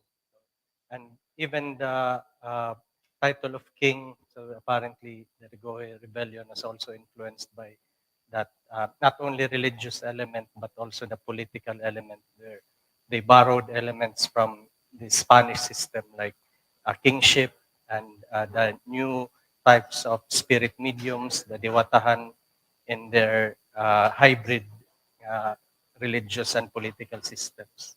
Okay. Daghang salamat, Dr. George. So if you have questions, those online, you may already indicate your question at the comment section. So there is from Joy Gabales, sa Argao, Cebu, ang Diwata si Maria Cacao. Maria, because it has already Maria, it is already Spanish period, Diwata. But there might have been precolonial elements nga ma-mix na. So the ancient Diwatas would be called Maria, like Maria Sinukuan or Maria Makiling in Laguna. So there's this mixture now between precolonial Diwatas. Ang name sa Christianity, di ba, tagaan na sila Maria nga name.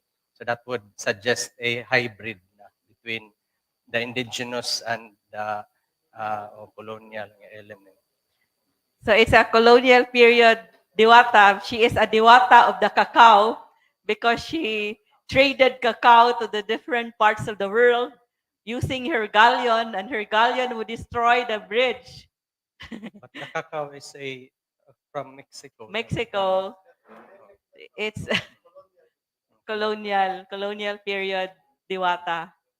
So now we would like you to know that in these rebellions, in these revolts, the OUOs used magic like anting-anting. And at that time, at that time in pre-colonial times, we had discussed this in the pre-colonial fashion. I think Dr. George was also a panelist of that.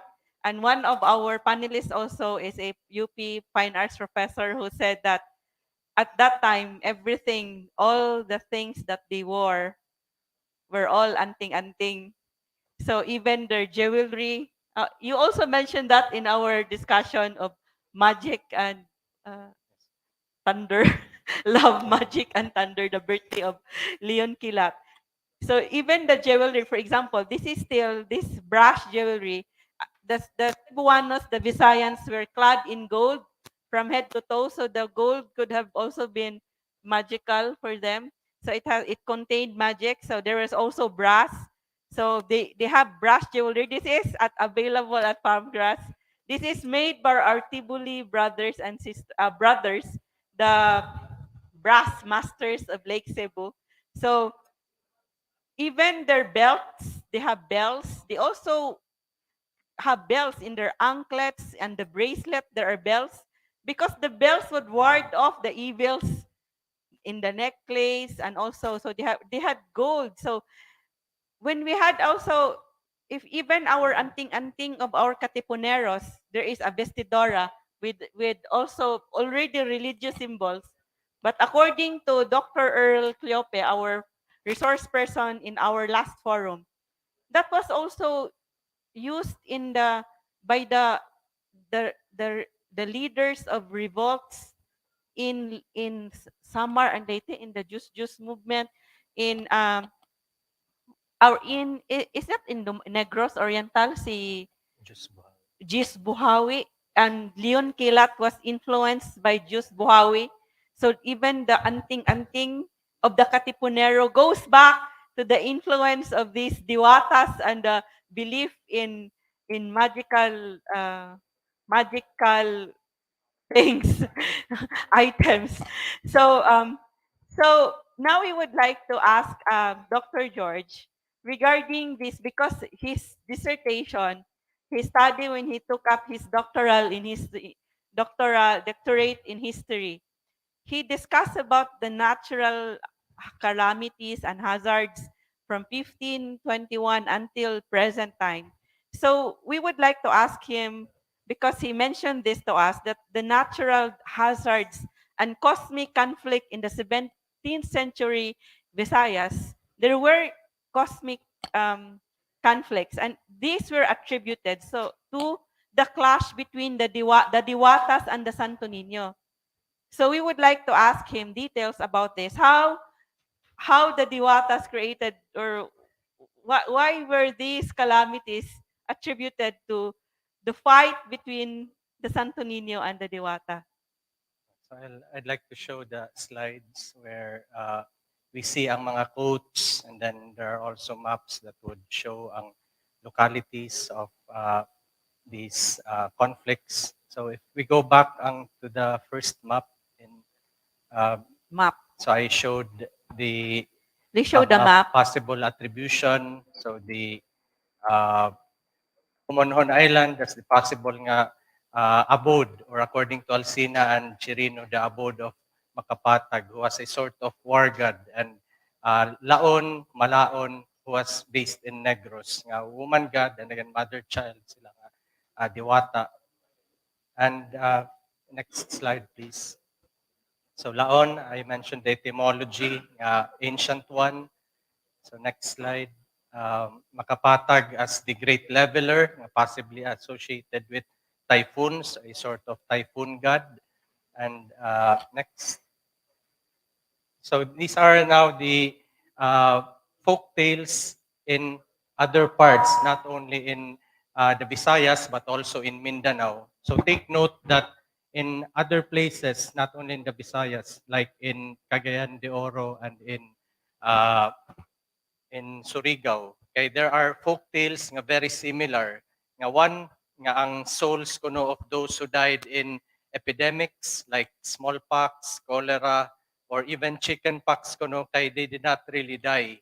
Dadon kuno sila sa humunhon. And very strange nga folklore because it also mentions things like slave raiding. Nga ang soul dili kuno na mamatay ang tao but dadon lang yang soul sa humunhon. And that's also told in Southern Leyte, sa Kabalian or sa San Juan, and then in Puro Island in Camotes. So I passed through Camotes earlier. So very wide ang scope of these folk tales linking humunhon to epidemic disease. So ngano kahani nga ang mga sakit, mga epidemya, so, di ba sa ato COVID, why were they linked to spirits from humunhon? So we can link this back to the crisis of the late 1500s. At that time, there was a very powerful or very strong and very deadly smallpox epidemic.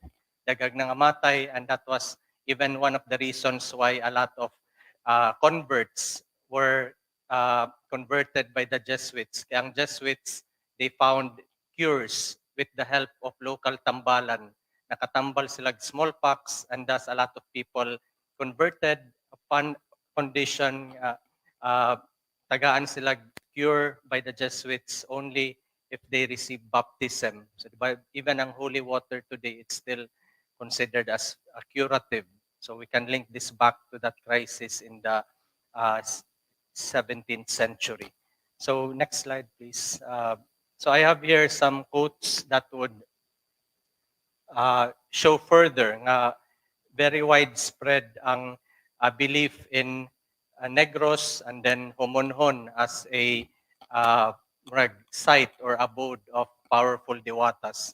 So among the Agusan Manobo, for instance, so this is a group nga related to the Talaandig. So very close lang, next diri sa Agusan del Sur.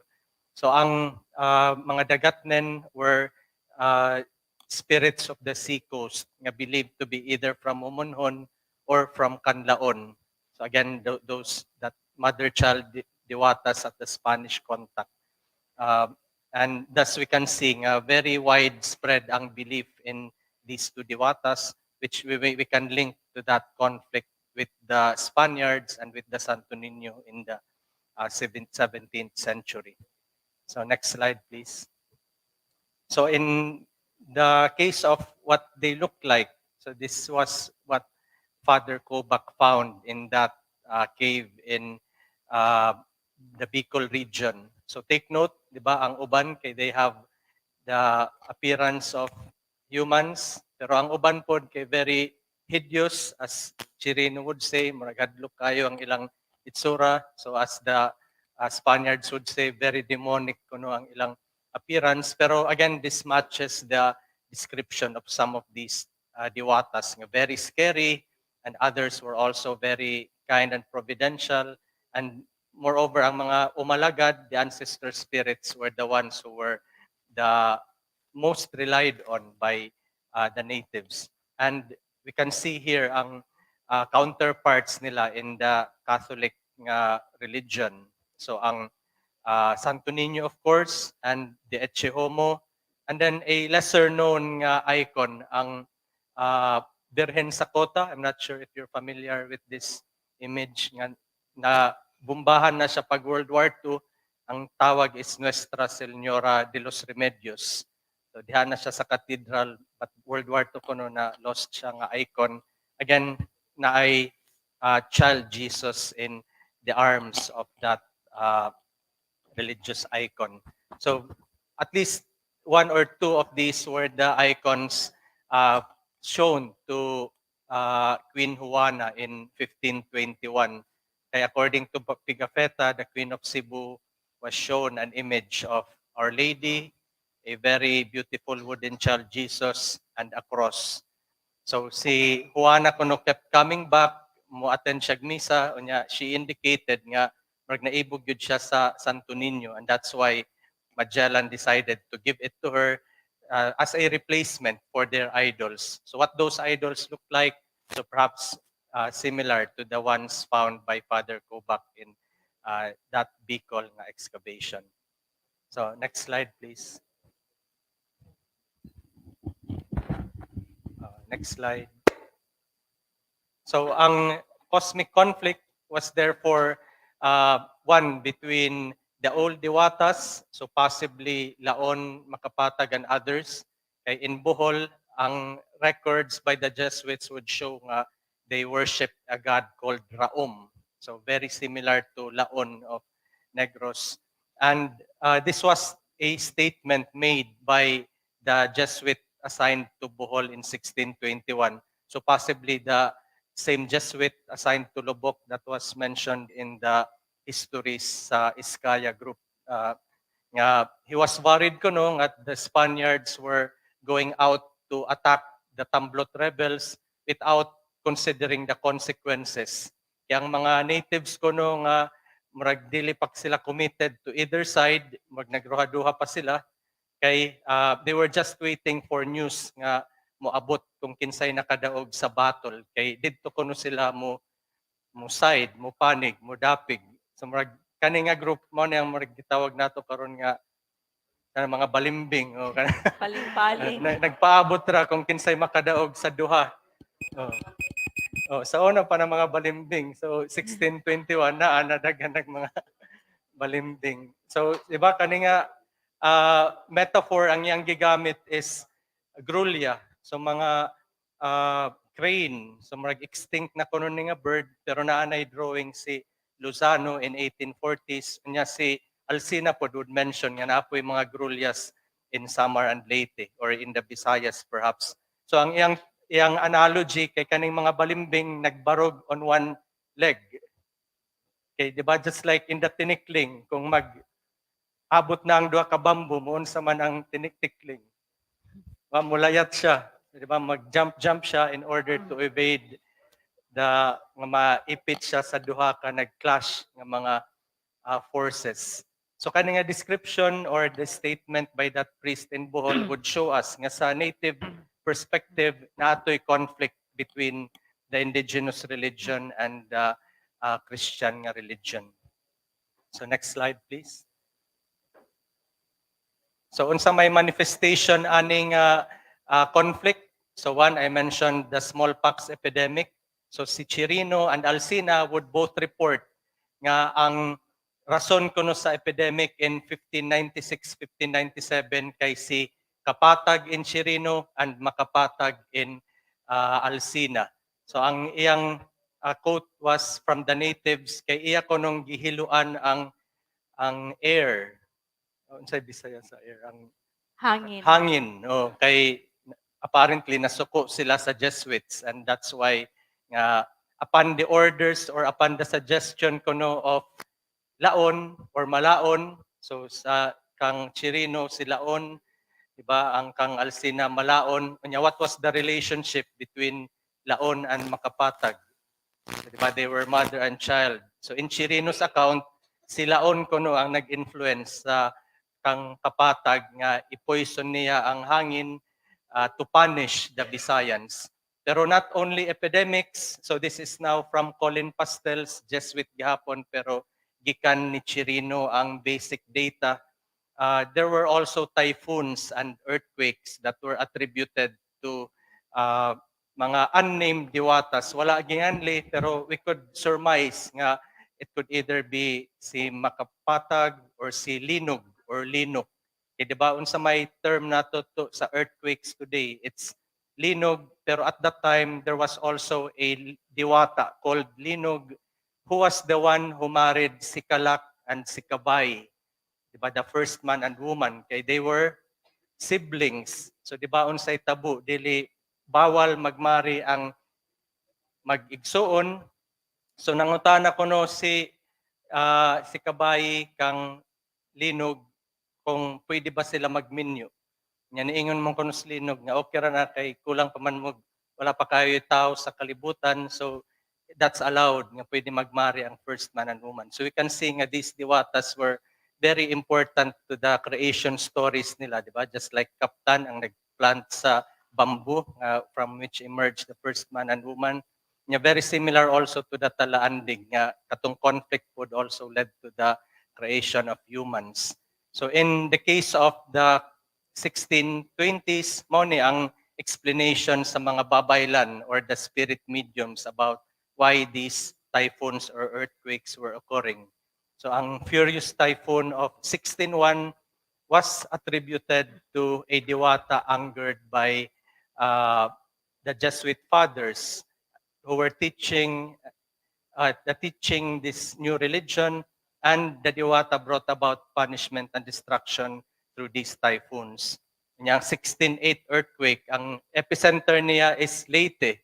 Ibakin sa tunga Diwata ang link sa Leyte at the time. So na ay Linog, Ino in the 1950s sa historical data papers na possibly a corruption of the Linog nga name. So the 1608 earthquake was attributed to a Diwata who was angered by the Jesuit teachings and wanted the Visayans to renounce their faith.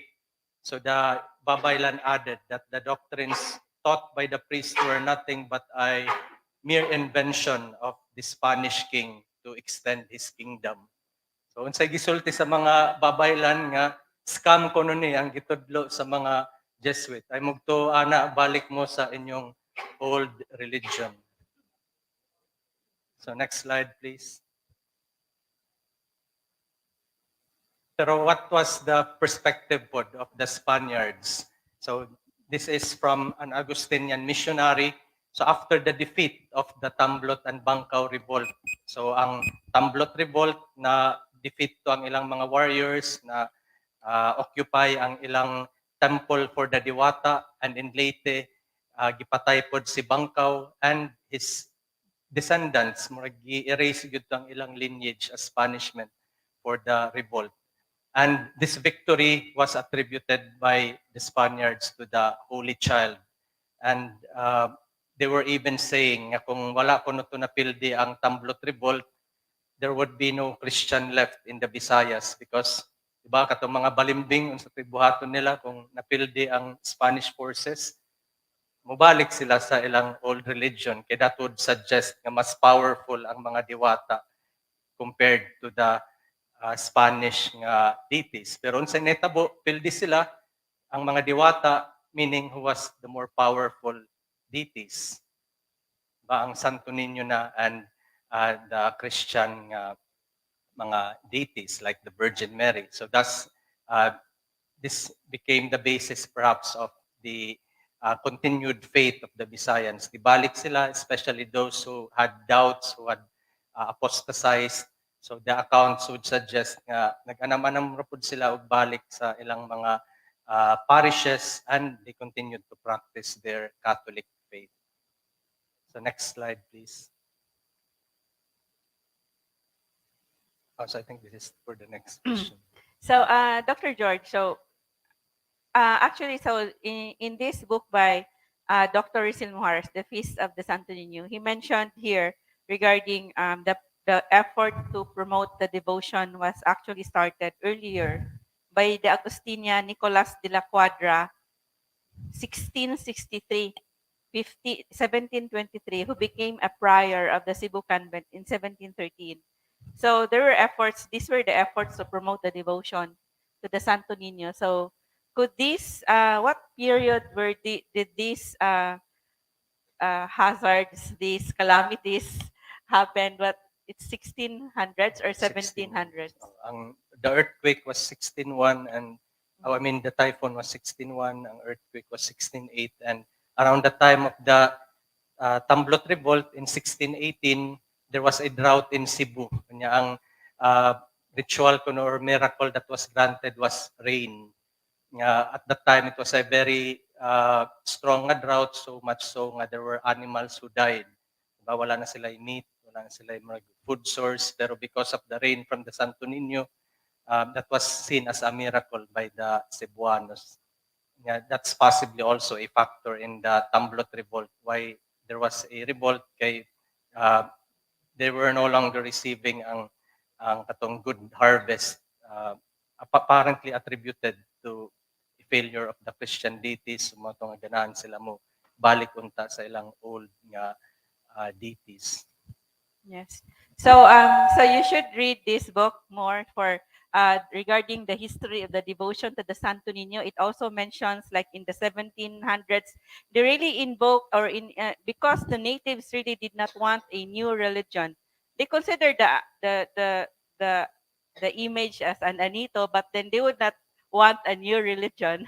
So um, so there was the Spaniards really used the invoke the image in their campaign for in their colonization efforts. So they used the Santo Niño in colonizing us, and even in the 1756 they promised indulgences and and for those indulgences your sins are forgiven if you confess, you receive communion, and you visit the Santo Niño Church during the 9-day January feast.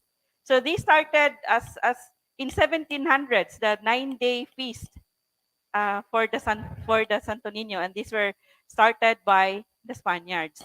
So now there is a question from, I don't know if Dr. George would be able to answer this. So this is not related to the Santo Niño devotion, but but about the Sinulog festival.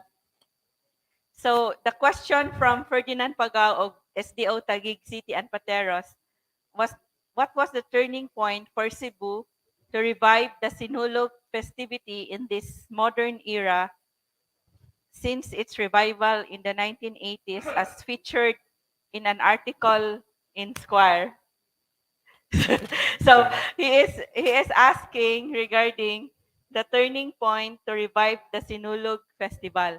So this is not in Dr. George's presentation, but Dr. 𝗚𝗏cie𝗿𝗴𝗏, when we had conversations with him in September last year, he mentioned about how Sinulog became a festival because, of course, in the past, it was a Santo Niño. It was a it is a feast of the Santo Niño. Was not a festival. So it was not a festival. It was a religion. It was pista siya. So it started even in the 1700s. And of course, the Augustinians made a book of the miracles of the Santo Niño to propagate the devotion to the Santo Niño, especially that they were defeated, the Spaniards were defeated in the islands, especially in the Visayas. That's why they went to Manila, because they could not eat they were starved in the Visayas. They only left a few friars here in 1571. So so because of that, um so but the feast of the Santo Niño, the devotion to the Santo Niño really became widespread. And there were so many, there was a book of miracles. It was part of the Reconquista campaign to recover from their defeat. The Spaniards were defeated with the Moro raids and also with the revolts in Bangkok, in the revolts in the different parts of the archipelago. So the even I read this morning a clipping from the Bagong Kusog in the 1930s.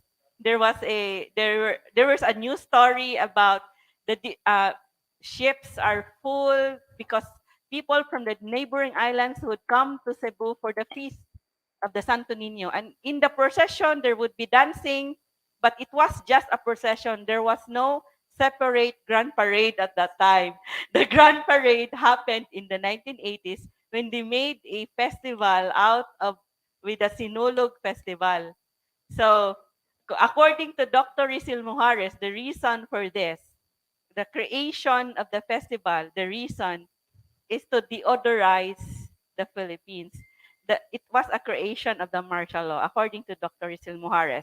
The government, because baho kayo ang Pilipinas, because of the martial law, the human rights violations, so they wanted to deodorize the Philippines to become a tourist destination.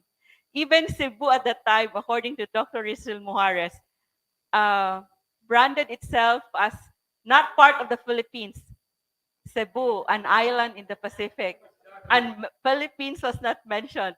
And at that time, festivals in the different parts of the country were developed or were started. So, so that's the history of the festival that began in the 1980s. So the dancing.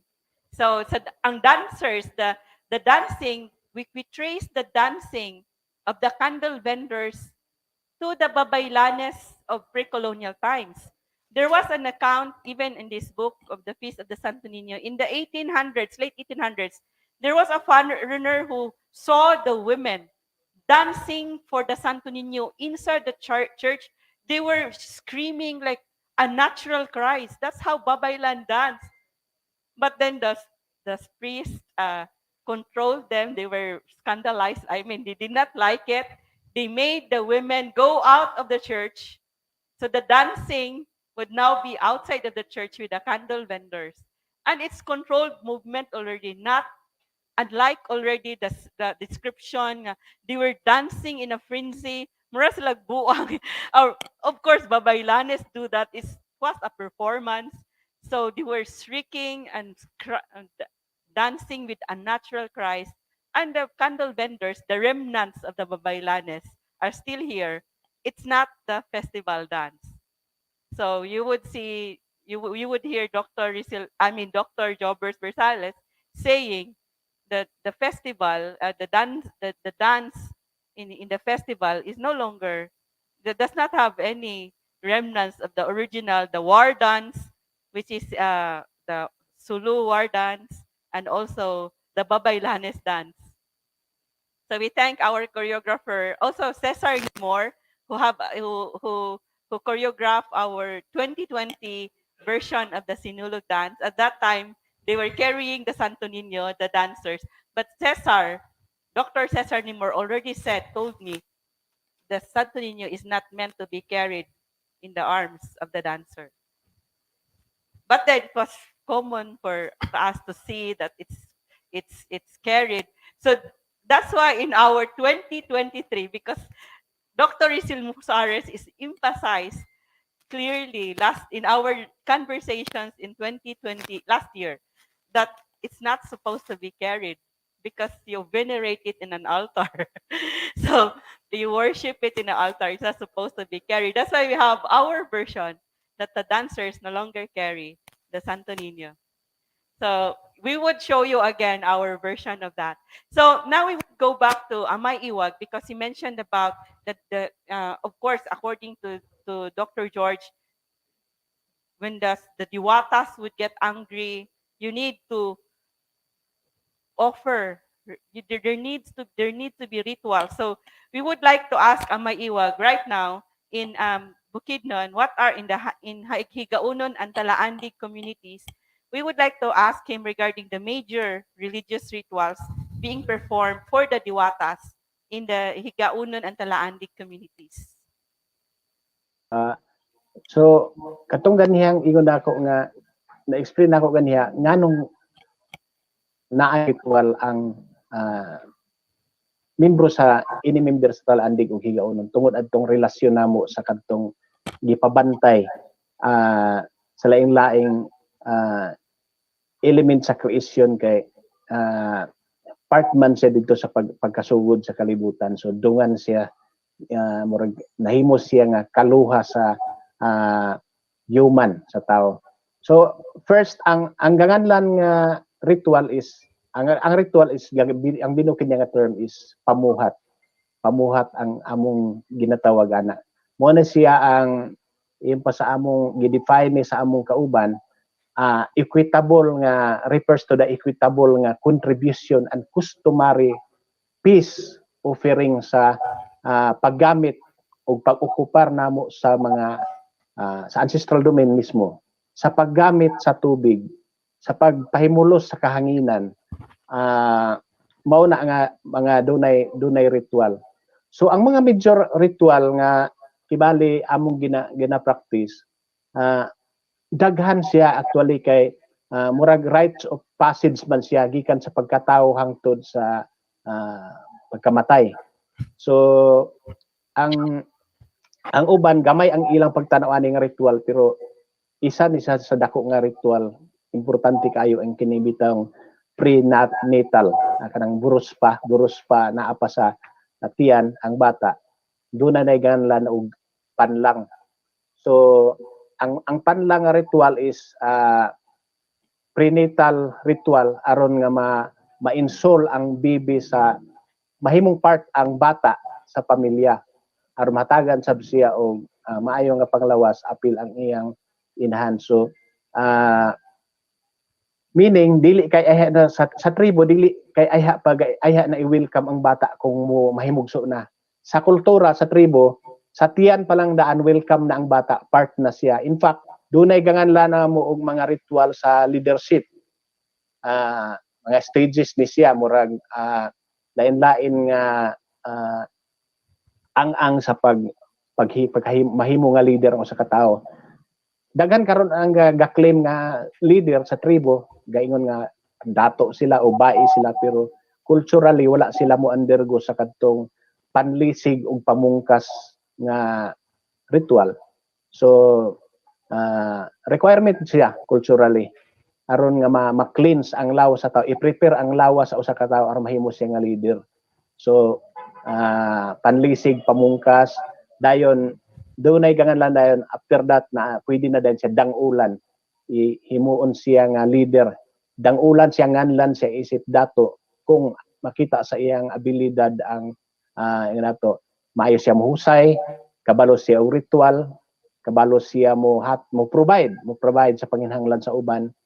Dayon ang highest nga ritual is sa leadership is katong linangkuban. Dayon dunay mga ritual sa community ganganlan na mong pangampo, annual ni siya, every year dunay community ritual. Kasagaran diha ni siya i-perform sa center sa community. So magdala og lain-lain nga each family mo provide og isa ka manok. Dayon dunay pig, baboy nga part sa ritual. Dayon ikuan ni siya kadtong part ani ang cleansing sa community, kadtong ampo nga maayang pangalawas sa katawhan, dayon malikay sa mga katalagman, safe ang pagpuyo, dayon maayo ang pagpanguma, tanan nga kuan ingon nato mga panginahanglan nga iampo sa magbabaya. Dayon katong ginganlan ko niya pangibabasok, farming, ritual to sa pag-farm. Dayon ang pagpamahandi kung maka-acquire na kagdaghan nga mga kabtangan, mga butang, salapi, mga sakyanan, properties, luag ang imong abakahan, maayo ang abot sa imong kapihan. So mao ni siya ang ganganlan mo og pamahandi. Dayon ang ritual sa katong mga katubigan, cleansing ritual, katong ganganlan na pamulalaakaw or panalawahig. Dayon sacred grounds within ancestral domains, katong ingon ako ganina nga dunay mga certain places sa ancestral domain nga active ang presence sa magbabaya, katong mga sacred grounds ganganlan na tulong danon. So dunay panungdan, pilgrimage dinhi kahitabo ang pilgrimage. Daghang membros komunidad mo adto sa anang lugar, posible na usa ka bato, posible na siya uluhan sa tubig, posible na siya usa ka dako nga kahoy, posible nga junction sa suba. So depende basta kay gitudlo siya sa katigulangan nga historical sacred ground siya. So place of pilgrimage siya sa tribo.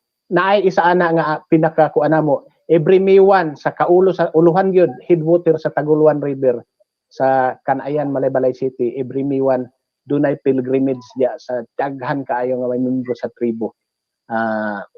Mao to ang nga mo panungdan nga ritual.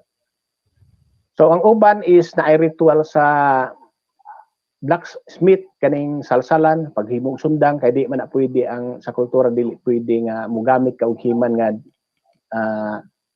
dili nimo pa i-recognize ang gabuot sa kalayo o gabuot sa puthaw. Dayon sa mga kasal naay pamalas og salo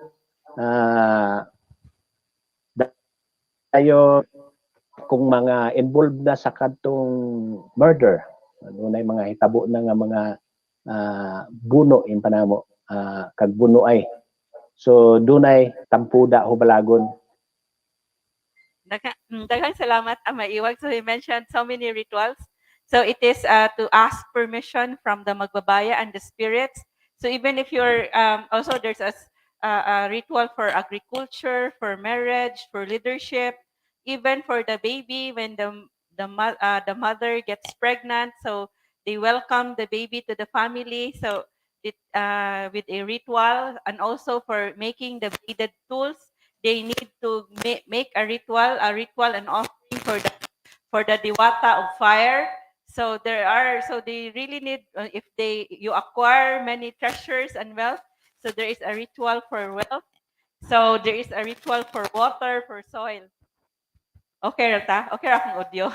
So we would like to show you photos. So daghang salamat to Raul online and on-site. Raul is online and on-site joining this event amidst the weather. Kuan, bahalag magbaha. Makuan pa, mapugngan pa ang unos na. Kay bisan sa unos og baha, you're still here joining us. So we would like to show you photos. So our love for heritage and history is primary, and for the Sto.Niño. So we would like to show you, maybe show the photos of the rituals. This is given to us by Amay Iwag. So these are examples of the rituals in. Pwede na ma-show? Sige ko no. So this is the ritual for Panungdan. This is announcing the annual community gathering pilgrimage to the sacred ground and worship area called Tilimandan of the ancestral domain. So next, so it's a burial ground of the ancestors. So this is pamungkas to counteract the negative spirit. If there is a negative spirit in the person, so they need to channel the negative spirit to become positive. So this is pamungkas. So there is a chicken being slaughtered in that. So they believe that they need always to have the blood of a creature offered to the soil, or to cleansing the blood cleanses anything negative. So next. So this is pangalambong. So this is the for birthdays and for leadership. So next. So this is 𝗕𝗺𝗺𝗆. It's a community ritual where each family contributes a chicken. So next. So this is pang-ingbabasok. So this is the ritual now for agriculture. For God, igbabasok. Diwata. So next. So this is pamulalakaw. This is the ritual for water. This is conducted in a river for the bulalakaw and alimigkat to appease the spirits for all water pollution caused by the people. So if there is water pollution, if the god or goddess of water, its will is violated, so there needs to be a ritual for water. So next. Say next. Maura na. So pamalas is the ritual for those who want to get married. So it is performed during the wedding. So the bailan or ritualist also performs pamalas for newcomers to the community. So kana siya. So if you have questions, please give your to those online. So for those on site, we will have an open forum in a while. So we have a few more. Gamay na lang. Tulo na lang ka questions. So I ask also Amay Iwag, how did the cultural communities react to the coming of Christianity? So please may we show amay iwag. Oh, how? Yes. Actually, ang kuan, ang by record, ang una gid nga nasudlan sa mga missionaries sa Bukidnon is ang Sumilaw. Ang Sumilaw mismo. Ang mga Recollects mga 1860, nakasulod na sila sa Sumilaw. Mismo ang Sumilaw, in fact, kaning ginganlan ang Sumilaw nga kuan, nahimong nucleus sa Roman Catholic faith sa province. So pagka kuan 1870s nisunod ang mga Jesuits. So prior to that, meaning before niabot ang mga Recollects, siyempre indigenous pa nga inato belief system ang gi-practice sa mga tribo. Normally naay resistance siyempre, doon ay resistance. Ma-explain gani ni siya sa kadtong gangan lang og ulaging katong epic bitaw nga the famous epic sa Higaonon ug sa Talaandig nga tribo, about nilang 𝗕𝗄𝗴 ug ang iyang clan. It was told nga kuan, doon ay mga instances sa part sa ulaging nga ni evade sila, ni escape away from the influence of Christianity. Pero doon na sa mga accounts nga nisukol sila. So ang isa nga part adto nga thrilling is part sa history is nakatingala ang kadtong inato mga gadala sa langyaw nga kuan, nagdala sa langyaw nga religion. Nganong dili ka matay silang 𝗕𝗄𝗴. Nganong ang iyang clan bisag unsaon nila pag kuan, gukod o pagpukan dili magkatandog. So naay isa ka nahimong interesting gangyanlan og pari nga ginganlan ni 𝗕𝗺𝗃 nga ni join siya hangtod sa pagka-rapture. Nakauban pa siya sa pag-rapture nilang 𝗕𝗄𝗴 si 𝗕𝗺𝗃 kay naapil man siya sa kadtong niuban sa iyang pag-uban, naapil siya atong cleansing rites kadtong mga ni kaon siya atong gitugon nga maora ni ang last nga kaunon, maore ang last nga mga buhaton before mo ma-rapture or mahimo mga ma-immortalize sila, makasakay sila sa salimbal.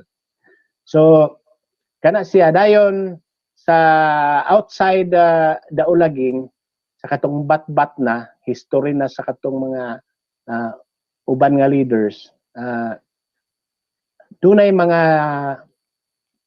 kuan gyud, mga dato nga ni fight gyud against the mga katong conquistadores and even killed katong some of the missionaries. Naay mga dato gani, in fact sa kaliwatan sa Talaandig, panalitan sa Lantapan, dunay banggiitan nga dato dito nga mga 5 kasimbahan ang iyang gisunog, mga kapilya pa siguro sa unang panahon. Yang gisunog kay dili siya gusto nga makasulod sa komunidad ang katong di siya gusto nga maguba sa langyaw nga religion ang iya sa tribo. So ingana ang nahitabo sa kadtong inato ang ilang response. Pero kulba man ang kuan gibuhat sa inato mga colonizer. Ang approach is aron nga mapadayon lang ma-convert ang mga natives into Christian, methodic and systematic man kaayo ang ilang approach. So during Spanish colonization, occupation, nakitaan nila ang gahom sa usa ka dato. So mo ilang gisiguro nga once magunita nila ang leadership sa usa ka dato, it follows na dayon nga makontrol nila ang community. So ang gibuhat nila is gi-appoint nila ang mga dato into political position. Katong mga missionary nga pare, kay sila may mga influential, gi-appoint nila ang mga local dato aron mahimo nga kadtong unsa ba to, tinente del barrio o mga ana bitaw nga mga posisyon. Naayoban maestro de campo. Mao ni ang gikan sa word nga masikampo. Maestro de campo. Dayon ang uban katong mga higher posisyon na katong mga alkalde. So na plaster na ay mga native settlements gi-organize. And take note, bantayan nimo ning mga plaster sa atong mga di ba ang mga plaza na to karon. Kung dunay plaza, dunay munisipyo, duna ginay church ang tapad. Naay kapilya. So dili na siya gabulag. Ma-analyze na nimo nga kuan gyud kaning ako systematic o methodic nga pag-convert the natives politically and religiously ma-centralize ang pag-control sa ila, so mas easier to convert. Dayon kadtong mga mo refuse nga mo appeal sa mga settlements kadtong dili magpa ulipon, inyong na lang dili sila magpa-convert. Katong nidagan sa lasang ni Sibat. Mao dayon to ang gipang demonize, gipanganlan to sila og mga paganos, mga animes, mga superstitious, gikanlan nga bandido, mga 𝗟𝗏𝗄𝗏, mga infidels. So ingana ang gibuhat lugar sa mga inato langyaw nga mga nagdala sa langyaw nga religion. Daghang salamat, Amay Iwag. So, Amay Iwag discussed with us for those who cannot understand Bisaya. So, Amay Iwag discussed how the natives in Bukidnon resisted the Spanish colonization. But the Spaniards came to Bukidnon only in the last century of their colonial rule in our archipelago. They came to Bukidnon already in the 1860s. So they have so much experience already in Luzon and Visayas on how to conquer the people. So what they did was to get the dato. If they get the dato, then everyone would follow. So, but some datos resisted and they were demonized, and those who they were datos, so they were natives, they were indigenous peoples who burned some churches and killed some missionaries. And but those who went to the forest were called pagans, they were demonized. But then they were not called witches. In 𝗕𝗺𝗺, according to the people also in 𝗕𝗺𝗺, they still practice the traditional healing methods. They still have, they are called witches. And even in Cebu, there is a town, according to one journalist, the late Anol Mungaya, in one of our discussions, he commented, because he wrote the history of Naga, that the people in Naga were the last to be baptized. They practiced their native religion. And how are the people in Naga called? Mga ungo. They are called witches. If wak-wak ungo, di ba? If you want to fly in a magic broom, you go to Naga. So they are called ungo because they were the last to be baptized. So those who don't accept the religion introduced by the Spaniards would be demons. And of course, our Diwatas were also demons. 𝗷𝗄𝗏, who was a Diwata, became the devil. 𝗷𝗄𝗏, a Visayan Diwata, became a devil.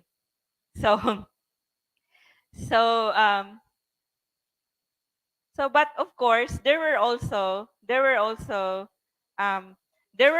those who became baptized. There were, according also to Amay Iwag, there were Jesuits who did not really impose. In the later part, like in the modern period, after the Spanish period, for example, there were missionaries, Jesuit missionaries, who did not really impose the religion, but did missionary work among the indigenous peoples of the Higaonon and Talaandig, and they just made a comparison of the creations, for example, the creation story of the Bible and also the creation story of the natives, but did not impose the religion to the natives. So so now this is the last second from the last question to Amay Iwag. So we would like to ask him if there are also stories of the clash between the native and indigenous supreme beings against the Christian God. So kung in the Visayas, there is the story of the Laon and the Diwatas causing calamities and natural hazards and cosmic conflicts because of the introduction of this foreign religion. We would like to ask if this also happened in Bukidnon, among the Higaonon and Talaandig.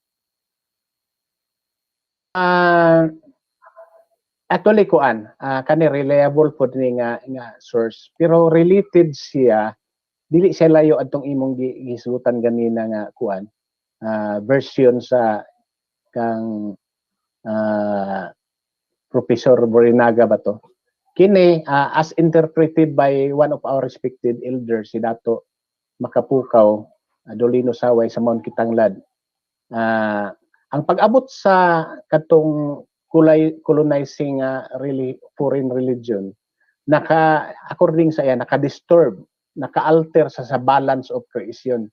Kay kabantay ka ito yung rainbow-like siya, balance man to, timbangan, positive, negative, weak, weak, strong, naadya ang kuan opposite sa katubang magkabilaan. Ngit-ngit, kahayag, adlaw, tubig, kalayo. So balance ang creation. Now pag abot sa kuan, according sa among elder, pag abot sa langyang relihiyon, na disturb, na alter ang balance. So nakahimo siya og injustice sa existence adtong mga indigenous nga mga diwata, gods, deities. So it was a form of kuan kuno, according to him, it was a form of assault against the indigenous diwatas that made them annoyed. Nasuko sila o nahimo sila nga furious sa ilang peaceful nga presence ug harmonious nga relation sa kahilawan. Ang mga tao, ang kahilawan is ang mga tao. So consequently, na-destroy ang wholeness not only sa kadtong environment but the entire ancestral domain, which serve as the dwelling places not only sa mga diwata pero the home of the human race, indigenous peoples. Kauban dahil ang pag-exploit sa resources, kadtong pag-destroy sa mga sacred grounds, desecrate ang mga sagrado nga mga area sa alampuanan sa tribo, ang kalasangan, ang katubigan, ang mga tanan nga naa sa ancestral domain na pandog. So in retaliation, ang mga diwata, being the custodian spirits of the elements of nature sa tubig, sa hangin sa tubig, sa kalayo, nahimo po sila og various forms of katong ingon nimo ganiha nga pestilence, calamities, pinaagi sa typhoons, floods, pagbuto sa bulkan, fire, kalayo man siya ang bulkan, dayon mga aksidente, mga lain-lain nga hulagway sa aksidente. Ang uban nga phenomenon is kadtong mga unexplainable by science nga kuan, kana bang sanib, di ba? Sanib position to any vulnerable member sa community. Parte kasagaran ni makit-an ta man ni nga magka-experience sa mga eskwelahan, do na mga bata nga gasaniban, dayon the actual cases gid siya kuan, na-resolve siya sa baylan. Wala siya na-resolve sa without offend lugar sa katong langyang relihiyon, pero wala siya na ay mga exorcist pero wala na natabang. Kaysa sa tinuuhan sa tribo, sa belief system sa tribo, dili man sila pwede abugon, dili sila pwede hinginlan, dili sila pwede palayason. Kay sila, ila na nga natural nga, ila na nga domain, ila na nga lugar. Sila ang na-invade. So, kinahanglan lang sila i-recognize, kinahanglan sila ilhon ang ilang existence. So, mauni nga, sa amo, tanaw, epektibo ang ritual sa tribo, sa mga baylans, kay istoryahon raman sila. Istoryahon sila dahil i-apis sila, hatagan sila peace offering. Pero ang paghatag og peace offering sila is dili nagpasabot nga sila na ang ginaampuan. Dili na nagpasabot nga sila ang gi-worship sa tribo, pero part siya sa katong pakighusay, part siya sa reconciliation nga kung ugaling dunay violation nga nahimo ani nga mortal kini nga human muhatag siya og peace offering aron nga dili na siya manghilabot, di na siya mupusis, di siya manghilabot sa bisag kinsa nga tao. Kay posible giguba ang gipuy-an nga kahoy, giputol, or ang mga katubigan nga nahugawan unsa pa to diha nga history. So ingana ang nato reaction sa katong mga indigenous nga diwata nga ang ilang kasuko, ang class is na ginahitabo, pero pinaagi sa katong mga ingon nimo niya pestilence, katong mga calamities nga nanghitabo katong nahitabo nga mga sindong sa una, mga Pablo, i-interpret gid to sa among mga baylan nga gid siya, limas gid siya kay tungod sa nahitabo nga dako na kay ang kadaot nga nadaot sulod sa mga teritoryo sa tribo labira, ang mga sacred grounds nahugawan, ang katubigan giguba ang kalasangan. Science man ang uban nga pagsabot, pero sa kultura ingana pud ang pag-explain sa mga among mga baylan. Daghang salamat Ama Iwag. So of course ang mga taga Cebu, mga Bisaya kasabot na ato. So he mentioned that the natural calamities, even the typhoons, are caused by the violation against nature, against the will of the spirit of nature done by the people. So for them, of course, there should be balance in nature, and the nature spirits should be respected. So if you cut a tree and you don't make a ritual before cutting the tree, then 𝗕𝗺𝗁𝗂𝗃. For them, so they don't destroy nature, because for them God is in nature. If you destroy nature, you destroy God, and the God will retaliate and cause calamities. So there should be honoring of of of nature, the nature spirits, through rituals. So that's why they said the sanib is supposedly you don't make the dark spirits go away, but you just appease them. So that's why in their clothing there is always black. When you have a ritual, the black feathered chicken, the white feathered chicken, and the red feathered chicken, to complete the offering to all spirits. And the design also, they have in Talaandig and also in Higaonon, they have diamonds or squares, and it represents justice. So justice is very important for them. So if you do injustice to nature or to other people, you get sick. You need to make a ritual. So si illness of even sa Visayan precolonial belief system, even when I talked with the people in 𝗕𝗺𝗺 and even a mananambal, even if you quarrel with a neighbor, it could be a reason for your illness. So for example, when I have a mananambal who came here, she mentioned to me that she just told this person, you make peace with your uncle whom you fought with, so that you will get healed. And the person got healed.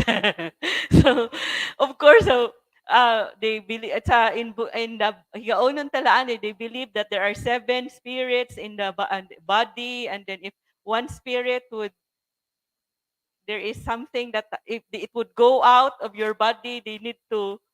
And I remember when we had a talk, also a discussion with the rituals or the in the Visayan, kanang the ritual pots of Babaylanes. There is a a a prayer there, a chant asking the spirit to come back.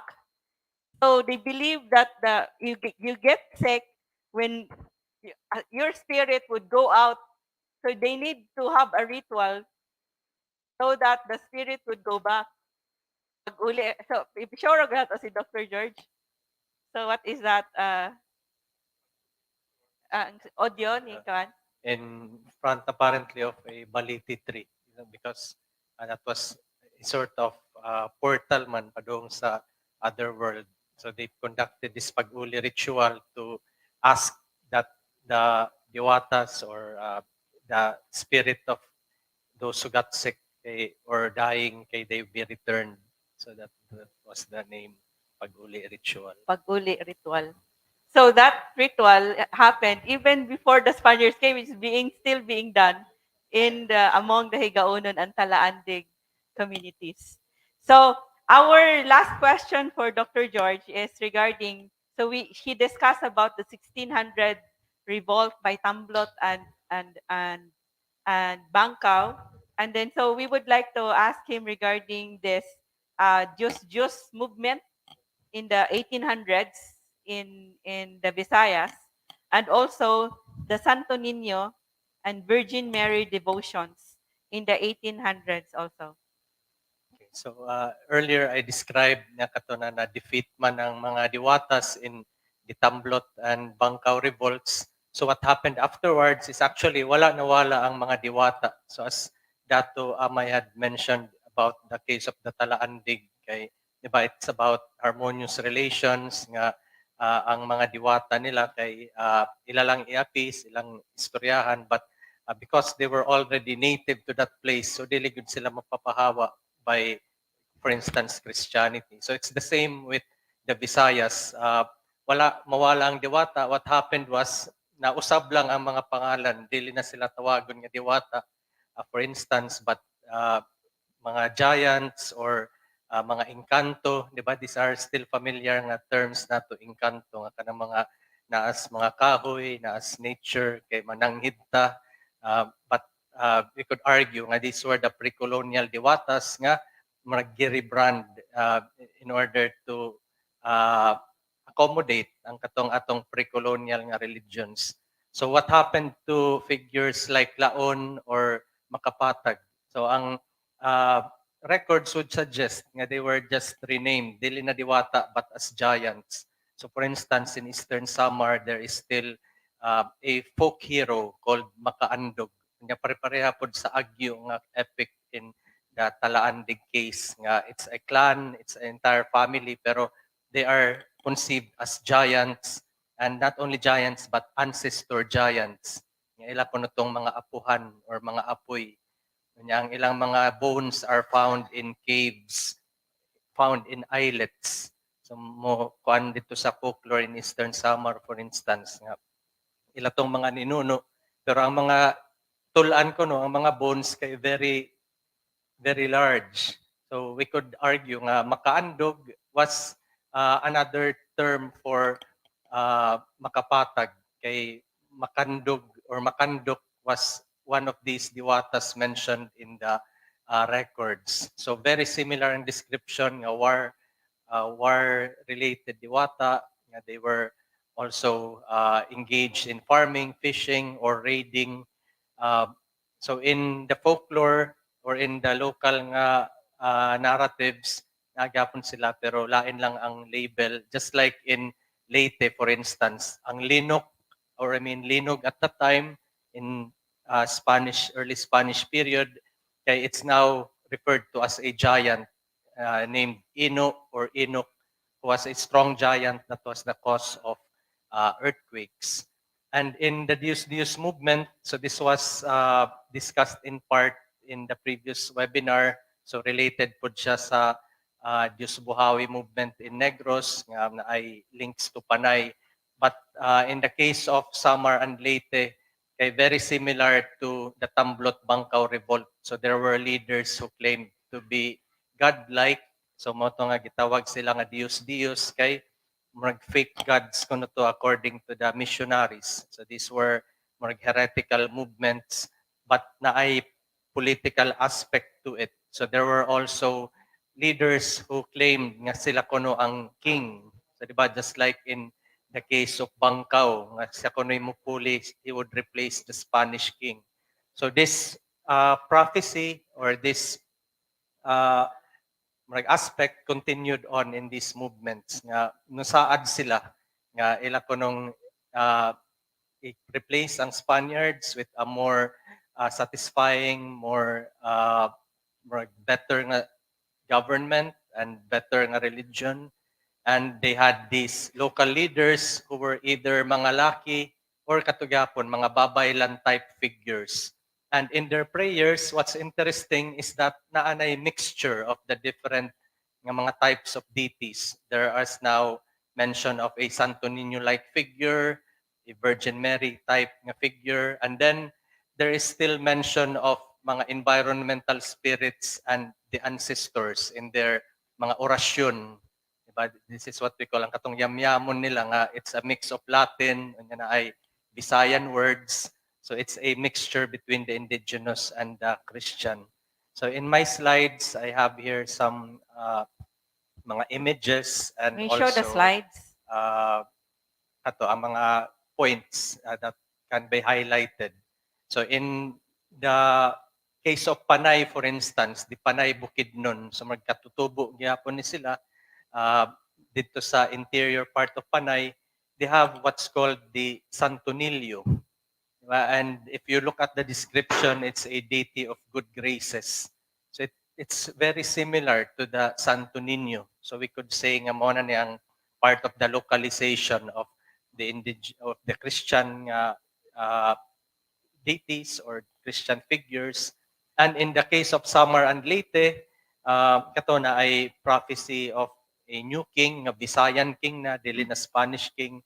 But they also have these mga anting-anting or mga pieces of paper or even flags that were symbolic of their hybrid nga religion. So murag ilang 𝗕𝗁𝗏𝗵𝘆 ang Christian symbols, Christian iconography, or even ang name nga Kristiyano mo insist sila nga Kristiyano sila pero ang ilang belief system is actually a mixture of the indigenous and the Christian. So ang ilang mga sedula and banderas, for instance, were taken nga kung mupalit kuno kaani, if you bought these items from them, kay that would be a sign of being a good Christian, or buen Cristiano is the term they used in the 1880s. And it meant kuno nga you were a subject of Maria Santissima or Holy Mary. So again, the power of this Holy Mary image in their culture. Kunya, in one of their documents, na sila gi-mention nga El Menor, nga Fuldo de Jesus. So this is a type of cult sila, pero their messages kay very strongly influenced by Catholicism or Christianity. So it mentioned in that document nga the boy kuno, the Nino, should be respected as the philosopher. So around the time na ni sa time na nila Rizal, and it's even mentioned in the news reports at the time, si Rizal would be mentioned together with these groups nga mga subversibo, nga very dangerous kuno to the Spanish colonial order. So next slide, please. And this is one of those documents nga na ay mga magical letters. So kung imo kuno ng yamyamon, makakuan nga power, nanay power nga mga prayers. And what's very interesting are the prophecies nila. Ang katong ilang, di ba na ato'y mga babaylan who could predict the future. So there was also that kind of mga messages at that time. If you join these anti-colonial groups, we could be saved from a series of mga calamities. Kaya mo naman to end of the world ang ilang conception of the late 1800s. Di ba? Padung na 1900, there would be these calamities, there would be a flood after the cholera epidemic of 1882, 1883. So this is a very crucial nga period. Kay daghan, there were a lot of mga extreme events that happened at the same time. They were interpreted as some sort of end of the world na nga time. Kaya, diba, this is what we see in the Bible man pod, ang kaning, diba, ang Revelations. So very long na ang Christianization in the Visayas, 300 years. So that was a very strong influence in their culture already. So this is one passage from that prophecy nga nakuno sa Cebu, a person possibly, di ba, malink nato to 𝗕𝗺𝗃𝗏𝗏. So that was a question in the previous webinar. Nganong murag very strong man ang impact ni 𝗕𝗺𝗃𝗏𝗏 sa mga Cebuanos. Okay, there were these prophecies that were circulating not only in Cebu but even in Manila, as Rafael Palma would report in his biography. Murag nagpaabot to sila, nato sila yung mga signs nga gipaabot like the year 1888 nga nakuno yung murag series of events nga which would lead to the expulsion na sa mga Spaniards.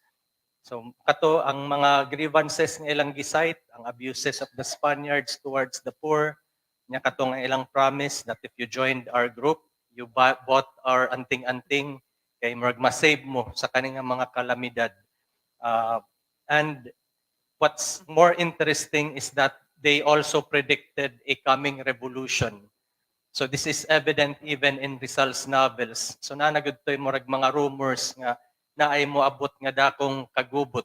Nya ang ilang pag-interpreta na is that naanay religious element nga mutabang to ang sila 𝗕𝗺niño, ang mga ancestors.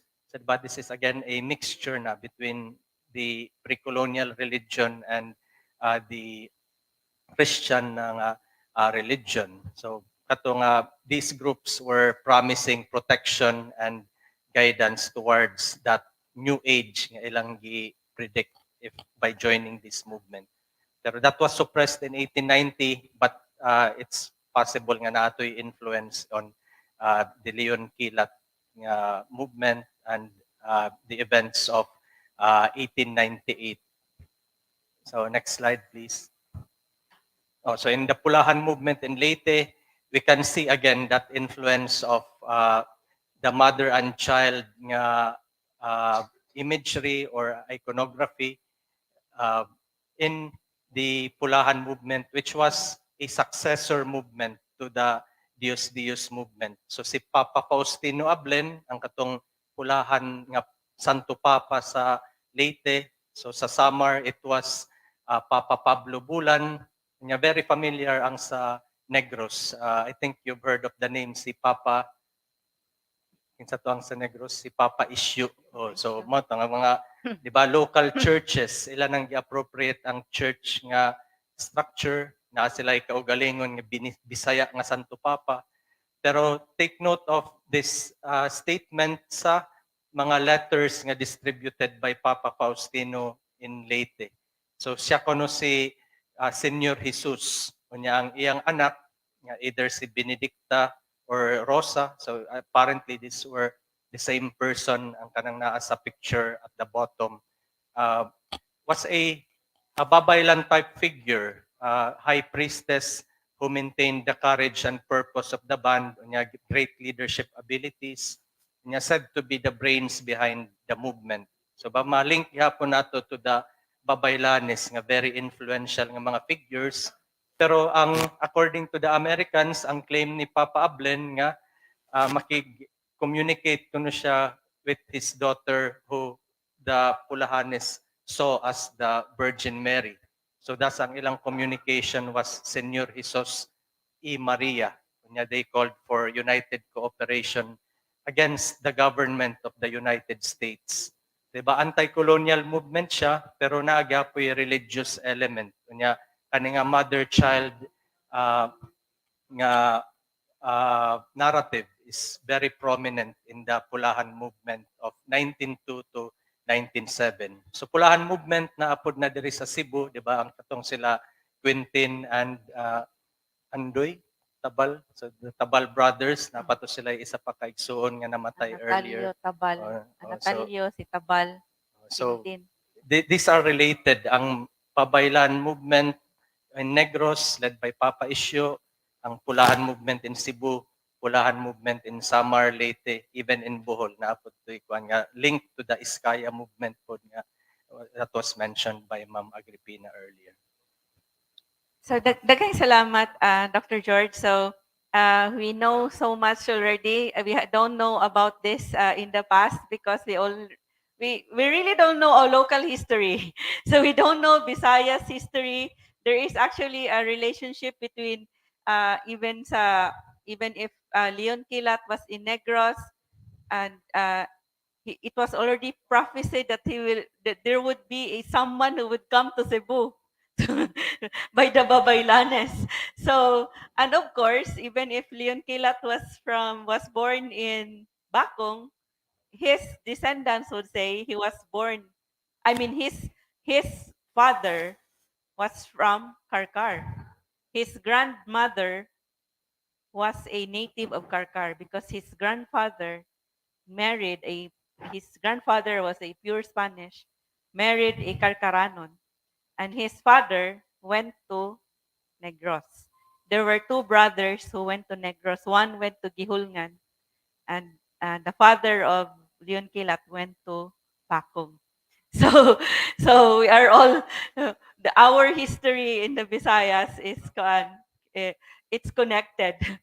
So there is also a comment by Joy Gabales, and we also have someone from Manolo Fortich from Kalugmanan. So this Amay Iwag is from Manolo Fortich in Bukidnon. Marlonats Oyak na I don't know Marlon. Good afternoon, watching here in Manolo Fortich, Bukidnon. And Joy Gabales says, dili palayasan ang nature. You don't ask the nature spirits to go away. Okay, they were the first to be in the area. And Joy Gabales says, is it true nga dili ta musulti og we don't utter the word asin or salt when we climb up Mount Kitanglad, otherwise there would be a bad weather. So Mount Kitanglad is a mountain range in Bukidnon. It is one of the highest peaks in the country. It is a place of where trekkers or mountain climbers want to go. So the answer of Amay Iwag is in certain areas you don't go to in certain areas in Mount Kitanglad there is a sacred worship area we call Tulungdanon. So there is a pending question from BB. Ay na lubong na sa akong kuan sa akong comment section, but he was asking if that pilgrimage is to ask for power or gahom during that pilgrimage. So Amay Iwag, if you can answer this question, if that pilgrimage, that ritual where the Higaonon-Talaandig peoples would go to that area in Taguluan, is its goal to acquire some power? So, but I remember that it was also I remember that Amay Iwag said it is a place of their worship for their ancestors. For it was the burial, and there is a ritual for the burial ground of ancestors. So this is so we have the question from Joy Gabale. So stay tuned for our open forum, which will happen after the another performance of the version of the Sinulog dance by Bagong 𝗕𝗺𝗺𝗃 and Palmgrass Hotel. So there is this last question. So if you have questions for Dr. George, those on site and those online, so Dr. George is here. He braved ang mga balod ug ang mga unos. He braved usay tawag ana, the waves and the tidal waves. Ang mga unos just to be here with you, with us. So you should ask questions and then okay, kuan. Pero same as you nga, bisag nag-ulan, bisag bagyo pa, udi kapugong storya gyud tag sinulog ani. So this is a question about for Amay Iwag regarding we want to know about the challenges, their challenges in preserving their indigenous belief system and how they address these challenges. So may we have Amay Iwag answer. Actually, Amay Iwag answered so lengthily. We cut his answer because he's very passionate about this. So would you know that Amay Iwag was chosen by the many dato in their ancestral domain to become the balagwan, and they installed him. They made a ritual for him. But Amay Iwag is actually a graduate of economics in the Bukidnon State University. So that's why he understands us speaking in English. And I also asked him actually if he really was able already to know about their culture when he was growing up. He actually just developed his interest in the culture in his college years. I mean, he had interaction with the dato. That's why even the language, he became more fluent because they were brought up speaking already in Bisaya. So they have this really kind of they're emotional about this, the about their culture. So may we have Amay Iwag regarding the challenges. Mm. So, ang yan to freezing, a very freezing kuan challenge gyud nga giatubang karon sa community is katong balik ta atong yan ato ni atong systematic and methodic nga colonization and enslavement of the indigenous peoples sulod pagid sa ilang ancestral domain. So dako siya nga challenge sa among indigenous spirituality and belief systems. Tanaw nimo, every day our communities are divided and conquered through various forms of organizing that continued to weaken our leadership, katong among governance. Ang among mga youth gi-organize sa simbahan. Among youth, may pa sila kay naa pa sila mga youth camp, naa sila kuan, pero sa tribo la mo mga initiative ingani ang tribo considering pud nga kinahanglan og resources. So sa organizing pa lang diha pili nami ang among women gi-organize, ang elderly gi-organize, ang farmers gi-organize, professionals gi-organize, which are all kini layo siya sa katong pangilantaw nga mapalig-on ang pabugkos unta ang komunidad. So mura bitaw siya og kabaw nga ang pag-organize sa tribo, mura bitaw kabaw nga gilapa, lain ang ni kuan, lain ang ni pagkalapa sa kabaw, lain ang ni dala sa iyang ulo, lain ang nagdala sa iyang paa, lain ang nagdala sa iyang ikog, lain ang nagdala sa iyang tinae, sa iyang lain-lain nga part. So nabungkag, challenge sa pagkuan na to, pagpalig-on sa komunidad sa tribo. Then every day a number of our indigenous leaders are fallen, kawala. Maihap na lang karon ang pabilin nga elders, si Dato Romy, isa to sa atong nakita nga elder, tigulang na siya. Samtang nakahitabo na siya ang amo sang mga sacred grounds sulod sa ancestral domain are being raped and destroyed kaguba. Sudlan sa mga highway, karsada, pambulduson ang mga sagrado nga grounds, mga bato, mga alampuanan nga kasubaan. So ingana ang nakahitabo. Take note og maguba na gani ang alampuanan sa tribo, asa pa man siya mag-ritual, asa pa man siya mag-ampo. So maputol, maguba sad ang belief system ang tinuhan kung maguba ang yang ancestral domain. Dayon kada adlaw certain names of diwatas are forgotten and magkawala na siya sa consciousness sa tribo. In the name of katuingon labi taw nga salvation, every day hundreds of our community members are baptized. Kada adlaw pila ka membro sa tribo ang nakabunyagan sa langyaw ug ignon ta na lang ka-enslave nakabihag by foreign religion and ideologies. So sa mga ulaging mao ni sila ang iyong pa sa mga katigulangan nga ga-portray namo ang ga-portray sa among mga rituals ang foreign religions like a monster nga gangalan og kumakaid, busaw nga continues to swallow and engulf our community. So makawala gid siya. So ang approach namo giun sa namo ni pag-address is lisod siya, very steep ang approach kay we need to decolonize our community members. Pero ang pag-decolonize is dako kaayo nga challenge, dako kaayo nga trabaho. So we have to start with our community. Pinaagi sa among young generations, kato ingon nimo ganina, mga young generation sa tribo. Diha namo siya suguran. Since gamay na lang nabilin nga heroes and heroines, gamay na lang ang gitawag namo nga heroes and heroines sa among community is katong baylan, katong mga ethno-historians, katong arbiters, ug katong mga healers. Gamay na lang ang nagbarog. Left standing, gamay na lang. So that's why as an initiative, naghimong biog among kaugaling version sa School for Living Tradition. Kining gangan lang namog School for Living Tradition, pamasbasa, yung pasabinokid among pamasbasa. Diha namo basbason ang mga umulon ang among mga young generation sa tribo.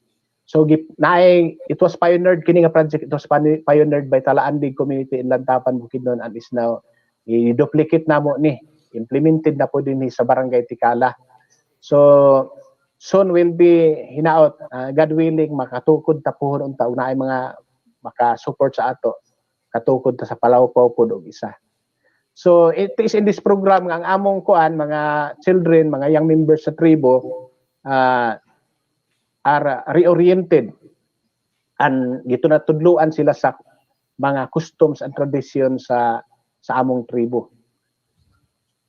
So daghang salamat, Amay Iwag. So that was really the passionate wish of Amay Iwag that the younger generations of their indigenous community would be able to know and appreciate their culture, because every day a baylan or religious leader they lose a religious leader every day. He would say that for 5 days in a week, the children are oriented with an education that is not in line with their culture, and they only have 2 days with their children.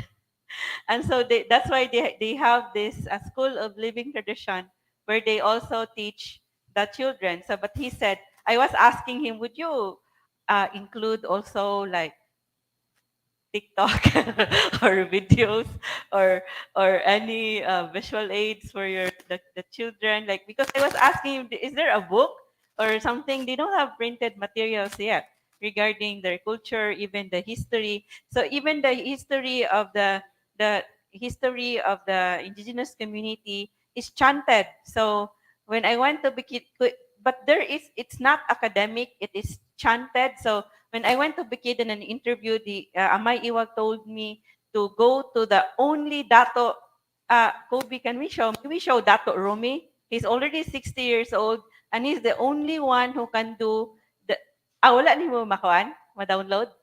Wala, sorry kayo. Then ma-download ni mo tong the Baylan dance of the Higaonon. Awa ni mo ma-download?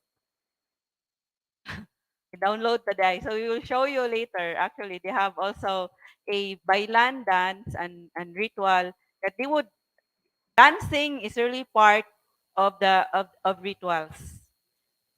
Sana tingog lagi. So anyway, so if you have questions, so mo na siya no ang iyang gisulti nga it's very challenging for them. So some Higaonon would no longer be proud of wearing their traditional clothing, but I'm proudly Higaonon, trying to be. So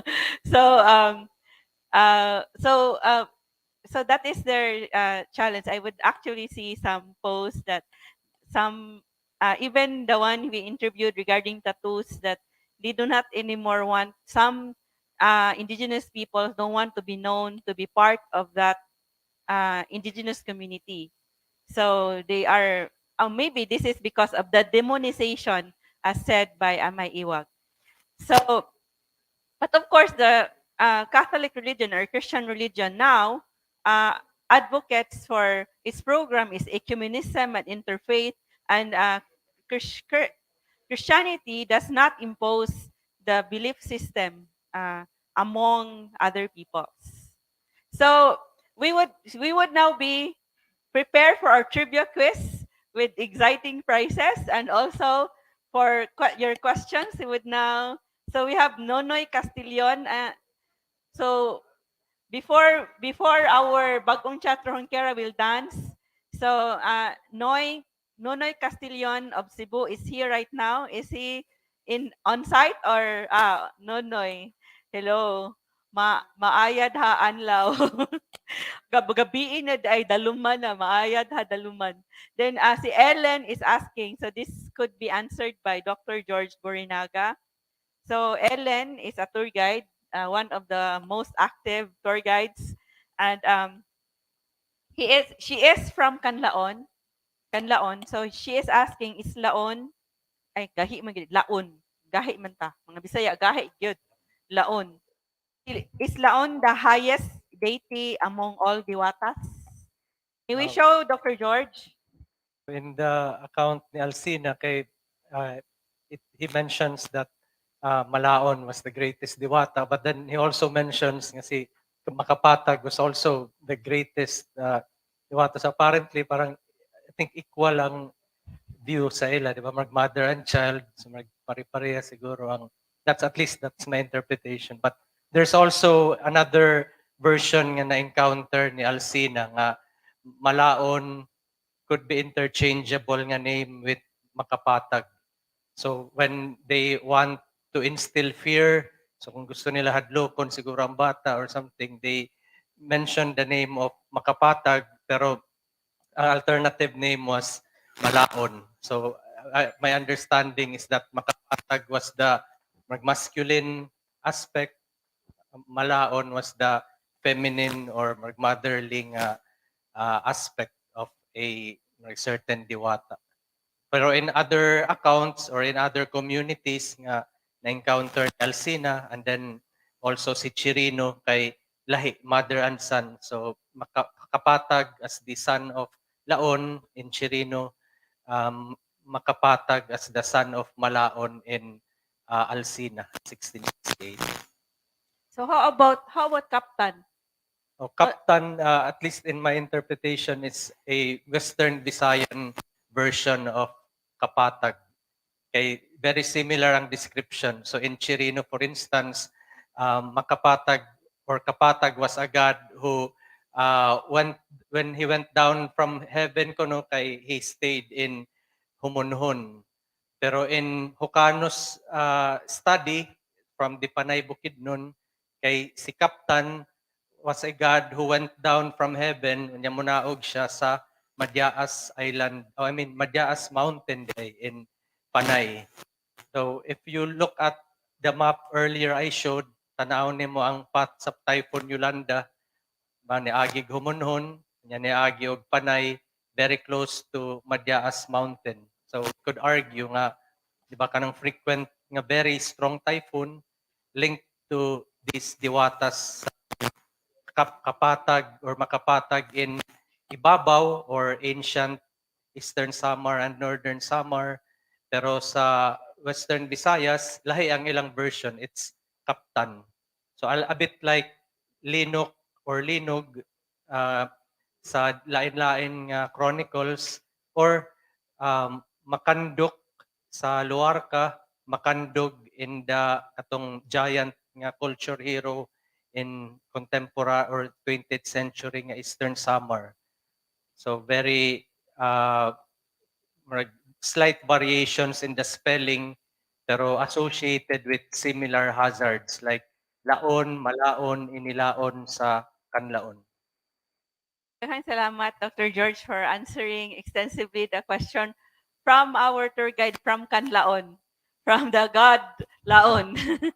so, now we would we would like you to know that our guest here at Palmgrass already had their Sinulog cupcakes. Ay, asa ba? Nara, Pit Senior. So the cupcakes with the colors red and yellow. Lami siya. Lami ko no. They all said lami. Dili siya lami kay free. Lami kay free. Lami gyud. Unsa ni nga cake? Unsa ni nga cupcake? Congratulations to our pastry chef Rene. Kay because of this cupcake, sinulog cupcake made with love. Kay kung walay love, why lami. So naagyud ni love, maong lami. Congratulations. So atong tanawon, we will watch another a repeat performance by a Dance with Love by our bagong 𝗕𝗺𝗃𝗃, choreographed with love by 𝗕𝗵𝘆 NCCA Committee on Dance member. So let's have the bagong 𝗕𝗺𝗃𝗃.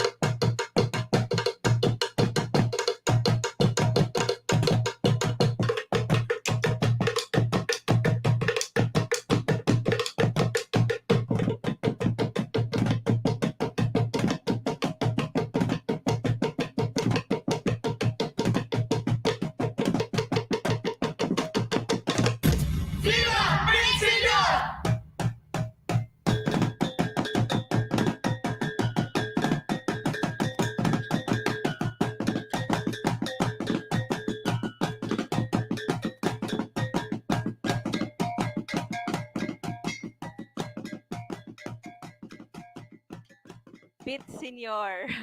𝗕𝗺𝗺. A round of applause for the bagong 𝗘𝗺𝗺. So that interpretation of the Sinulog dance is brought to you by Pamgrass Hotel and the bagong 𝗘𝗺𝗺 that traces, because we trace the Sinulog word to Sulu, and there are two versions according to historians.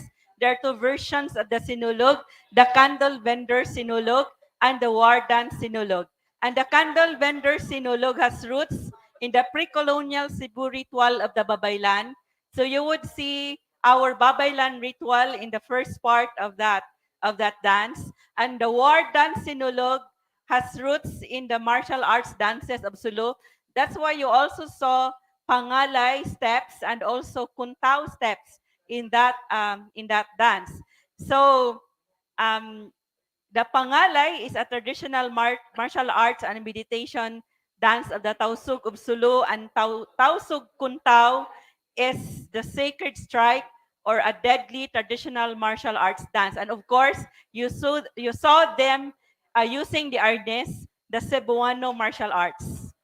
So it is it also, they also did the kinampilan steps of the troop Sinulog, the prayer war dance. So in this version of the Sinulog dance, the dancers did not or do not carry the Sto.Niño in their arms, because traditionally, the Cebuanos worship the Sto.Niño and even the Diwatas on their altars, and they venerate them with candles during processions or with flowers, but they do not carry the god or the Diwatas in their arms. So we did that because of the conversations with national artists for literature who emphasize that he does not know when did they start, that the Sto.Niño is now carried by the dancers. So we invite you to watch the bagong 𝗘𝗺𝗺 in the interpretation of the performance of that dance from January 13 to 15 at 9 a.m., 12 noon, 3 p.m., and 6 p.m. So we would also show that on Facebook Live, and also they would show that at 𝗕𝗺𝗺 or at the lobby of Pamgrass Hotel. So now we would be entertaining questions from the audience. There is a comment here from our on-site audience, our heritage advocate, Ferdinand Ascaraga, because Pamgrass has a song of Katipuneros, like a love story of Candido Padilla, that mentions mapatag ang habog nga kabukiran, mausab ang naong sa kalibutan. So this is a Cebuano line, but mentions the word patag. So he remembered this because of the Diwata kapatag makapatag makapatag. So it is already mentioned in the song. So you watch that video, Gugmang Gihandom at Pamgrass sa Cebu Heritage Hotel YouTube channel. It mentions mapatag ang habog ng kabukiran by the revolutionaries. So we have no questions yet. Do we have questions? So Joy Gabali says, 𝗕𝗺𝗺𝗺, daghang salamat. Is Joy here on site or online? So I think Joy is on. Daghang salamat, Pamgrass, Dr. George, and Amay Iwag.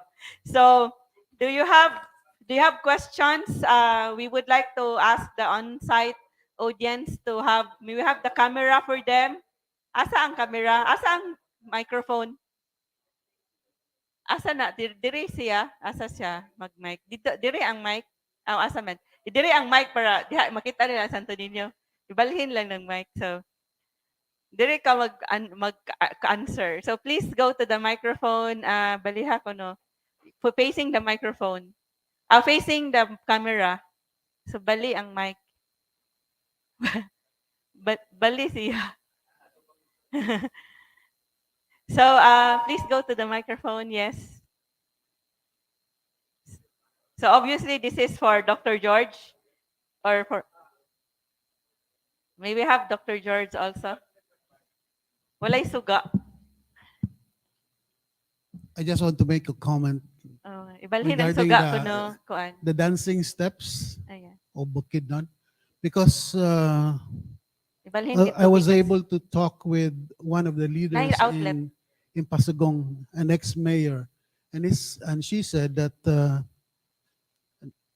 the tribes, the origin of the tribes come from Holo, Sulu, and from Malaysia.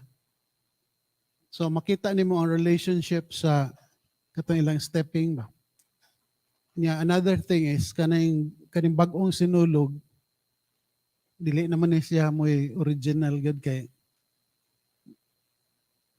diha man to'y grupo nga nangadto nga to sa Rojas City to learn the dinagyang and unsa to sir katong usa ka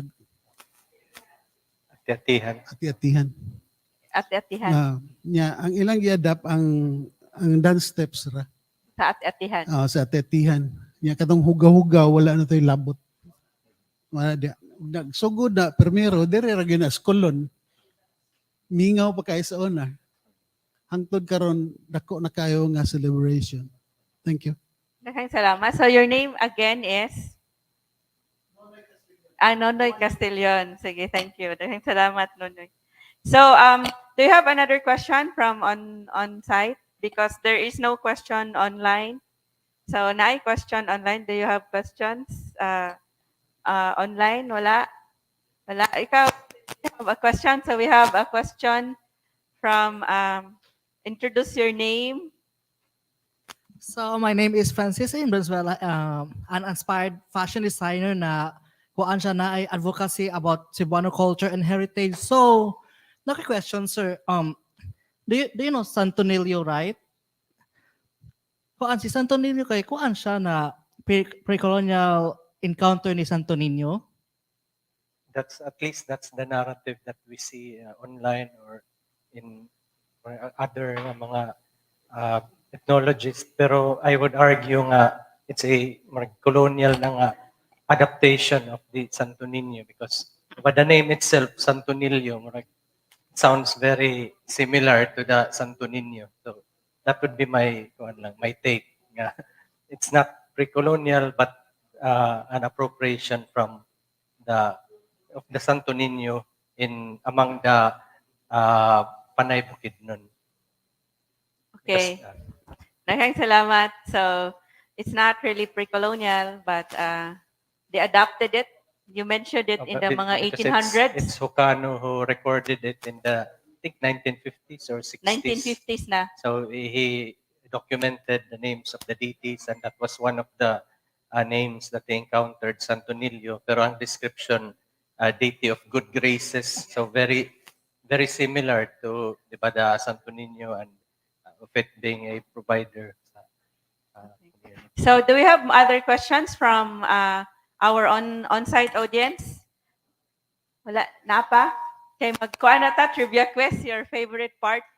Our favorite part of the program is the trivia quiz with exciting prizes. So, so now, while you don't have questions yet, so we have this trivia quiz with exciting prizes. Our first question is for the on-site audience. So, the one who would like to answer would raise his or her hand and go to the first one to raise his hand or her hand would go to the microphone. So, this is, I don't know if the team knows the answer. Wala ra ba sila mautala sa ako si answer. So, how is the first question ang the prize for this is 𝗚𝗏𝗁𝗄𝗏. Umangga kalami. Our cake for Sinulog cake is the mango cheesecake. So, and 𝗚𝗏𝗁𝗄𝗏. 𝗚𝗏𝗁𝗄𝗏. The prize is 𝗚𝗏𝗁𝗄𝗏. Mango cheesecake. So, the question is this. May we show the question? So for the on-site audience, how is the supreme being of the Higaonon-Talaandig indigenous peoples called? And the one who would answer would get an 𝗚𝗏𝗁𝗄𝗏 smoothie, mango cranberry smoothie with mango cheesecake. So, who would like to answer? Raise your hand. Patay, sige tag-storyaan ni. Insa man, who would want to answer? What is the dili ni for the online? Ang taga-online maka-answer ani.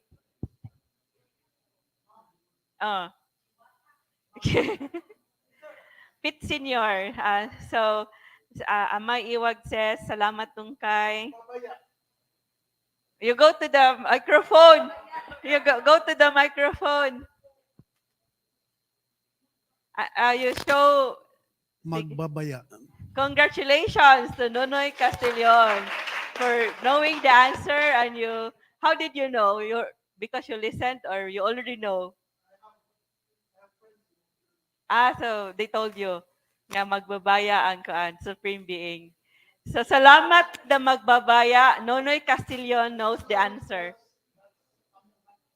Pamuhat is the ritual for the magbabaya. Salamat 𝗘𝗺𝗏 to the magbabaya because Nonoy Castillon knows the answer that the answer is magbabaya. And you, OMG, oh my God, magbabaya kalami. Magbabaya kalami sa mango cheesecake. You win a mango cheesecake and mango cranberry smoothie.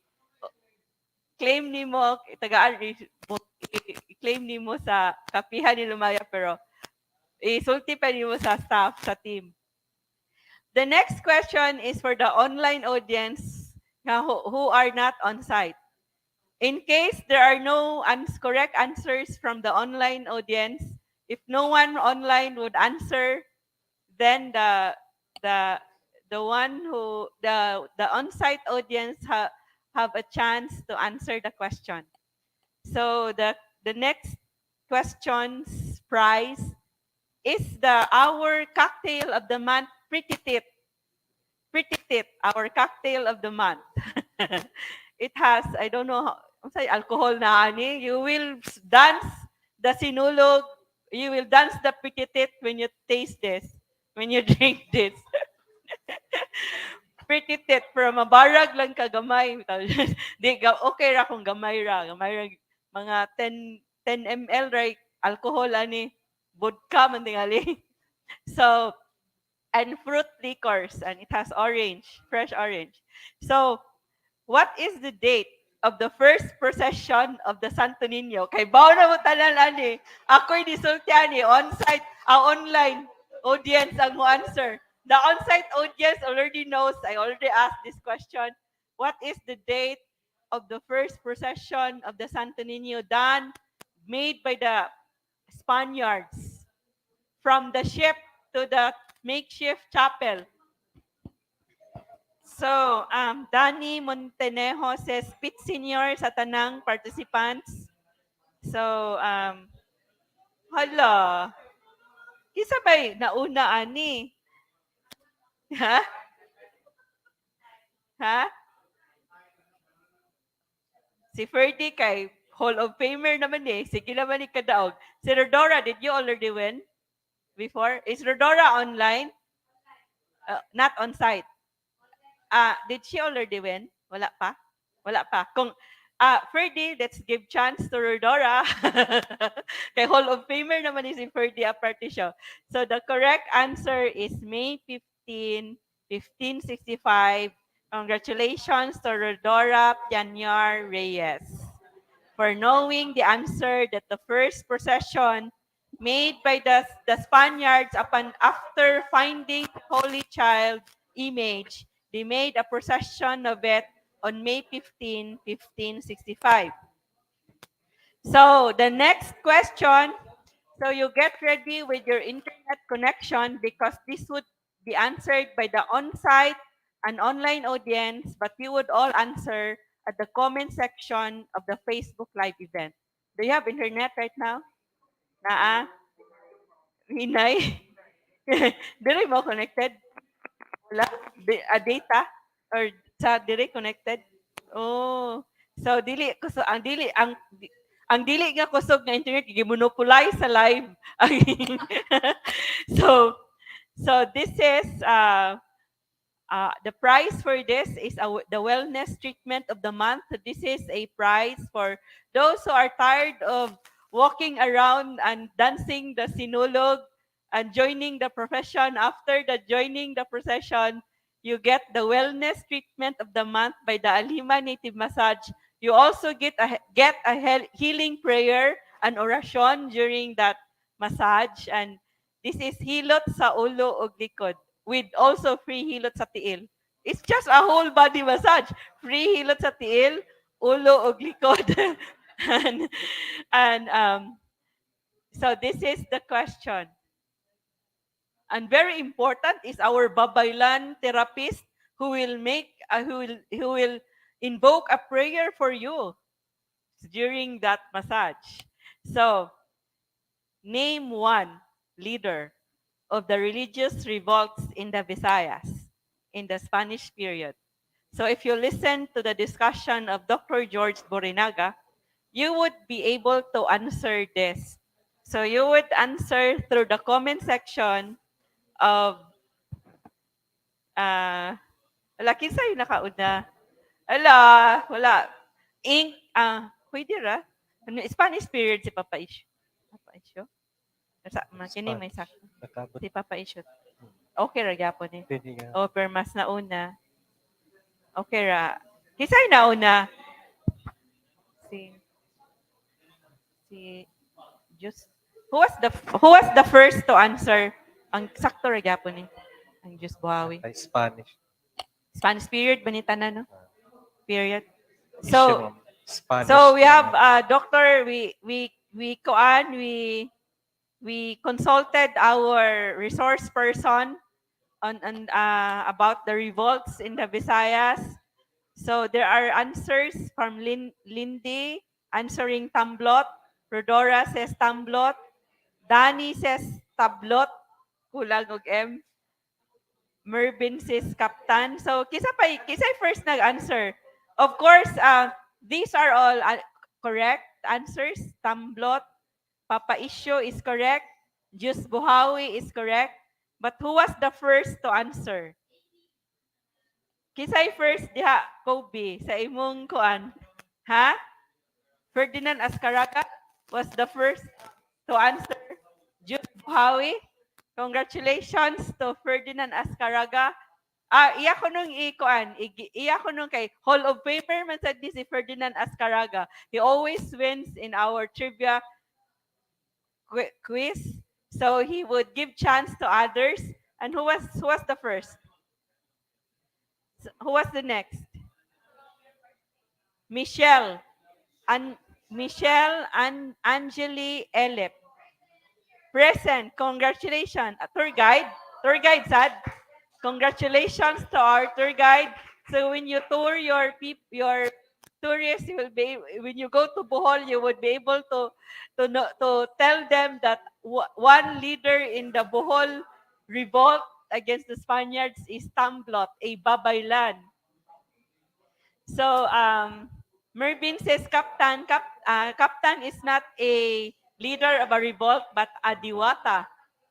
And Ferdy says, kindly greet happy natal day for Dr. Marivic Almo, our science education program supervisor. Daghang salamat. So, congratulations to all winners of the trivia quiz with exciting prizes. So, join us in our upcoming events. We don't know yet if we push through with our Chinese Mestizo in Cebu City. It depends on the response of our resource person, the author of the book, The Chinese Mestizos in Cebu City in the 1800s. And also, but we all have a Chinese Mestiza, Marlinda and Betic Tan, who will join also. He will be one of the panelists if Dr. Michael Colonnane would confirm. And we will have an event on Valentine's Day.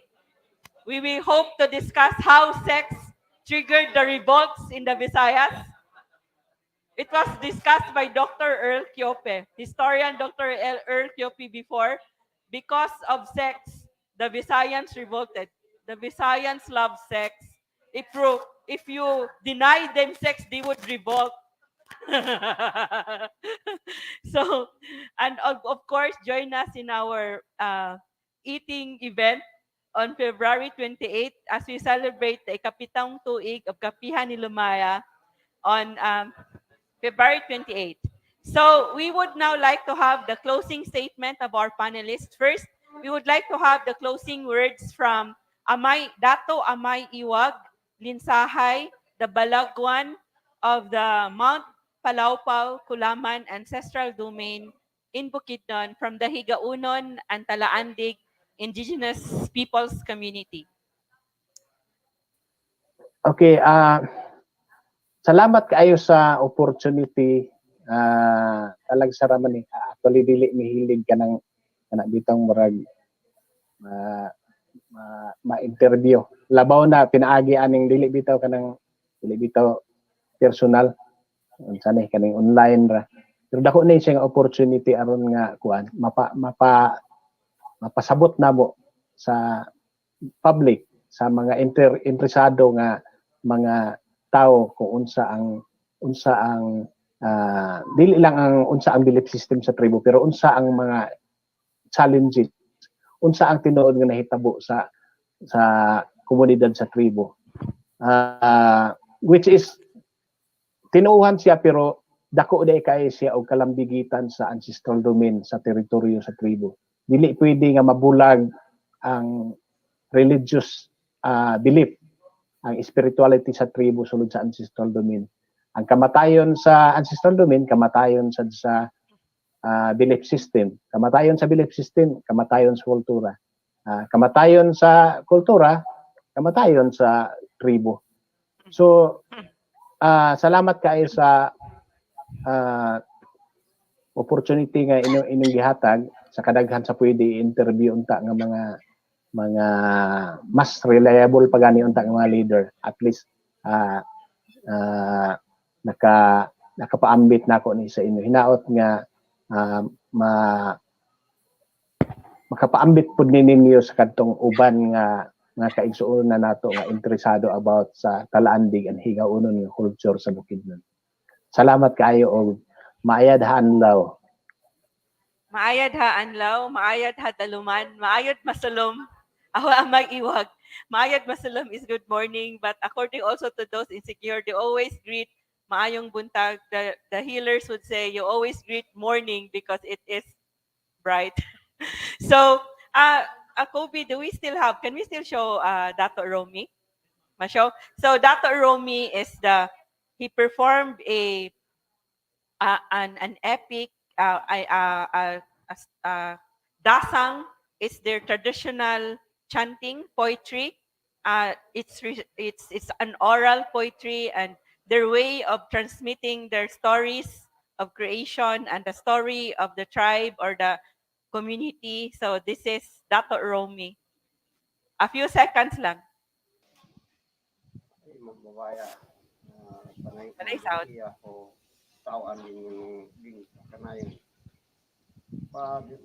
Taran sa di matay takong pasaging para sa di akan balu para unsaki kayo kukahinawa.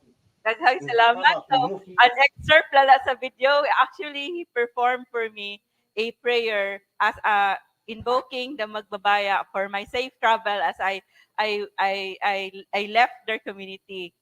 So they were so welcoming. Even the old women, the lola, the grandmother in that community, walay COVID dito, embraced me when I went there because they're so happy that I want to know about their culture. So we also had a ritual there. We pila to ka manok ihaw. So and also a sample of their bailan, a ritual, a dance ritual by the women, the Higaonon women. A few seconds lang gyapon. So they are dancing actually at the beside the waterfall, and they're also like their house. I forgot the name of their house where they receive their visitors. It's a center for the ancestral domain. It is also in that place in Alalung Falls. So they are dancing a bailan. It's a bailan dance. It's a healing. It's a dance by a healer, and also there is a binanog. Also, it's dance like a hawk, no? Banog is a hawk. So daghang salamat for that. So now we would we would now like to get the closing words from our resource person, our historian, who braved the current and the bagyo to just to be here with us. Please help me welcome Dr. George Borinaga. Daghang salamat ninyong tanan for coming, and to Ma'am Agripina for inviting me. So thank you also for this opportunity for me to share ang akong research, and I hope this contributes to further nga discussions on not only local history sa Visayas, but as we've been hearing ang history po sa mga lumad in Mindanao, and this will be hopefully our contribution to Philippine history in general. Maraming salamat. Daghang salamat, Dr. George Borinaga. Daghang salamat for sharing with us your research. And also, daghang salamat to everyone for retracing the Sinulog roots, for retracing our belief system, and also for giving meaning to this celebration offered to our 𝗕𝗺niño, the god of rain, the rain god, considered by our ancestors as an anito. 𝗕𝗺cie Senior natong tanan, daghang salamat to our partners. Maayong gabi sa tanan. So we show you again our video of our precolonial 2020 version of the Sinulog. Na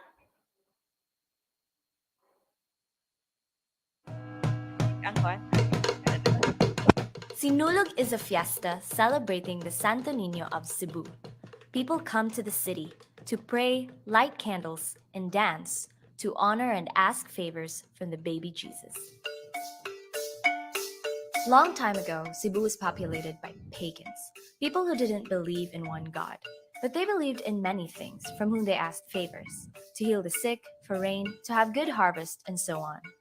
One day, visitors, mostly from Spain, came, baptized, and gave them Christian names, and introduced them to the Señor 𝗕𝗺niño.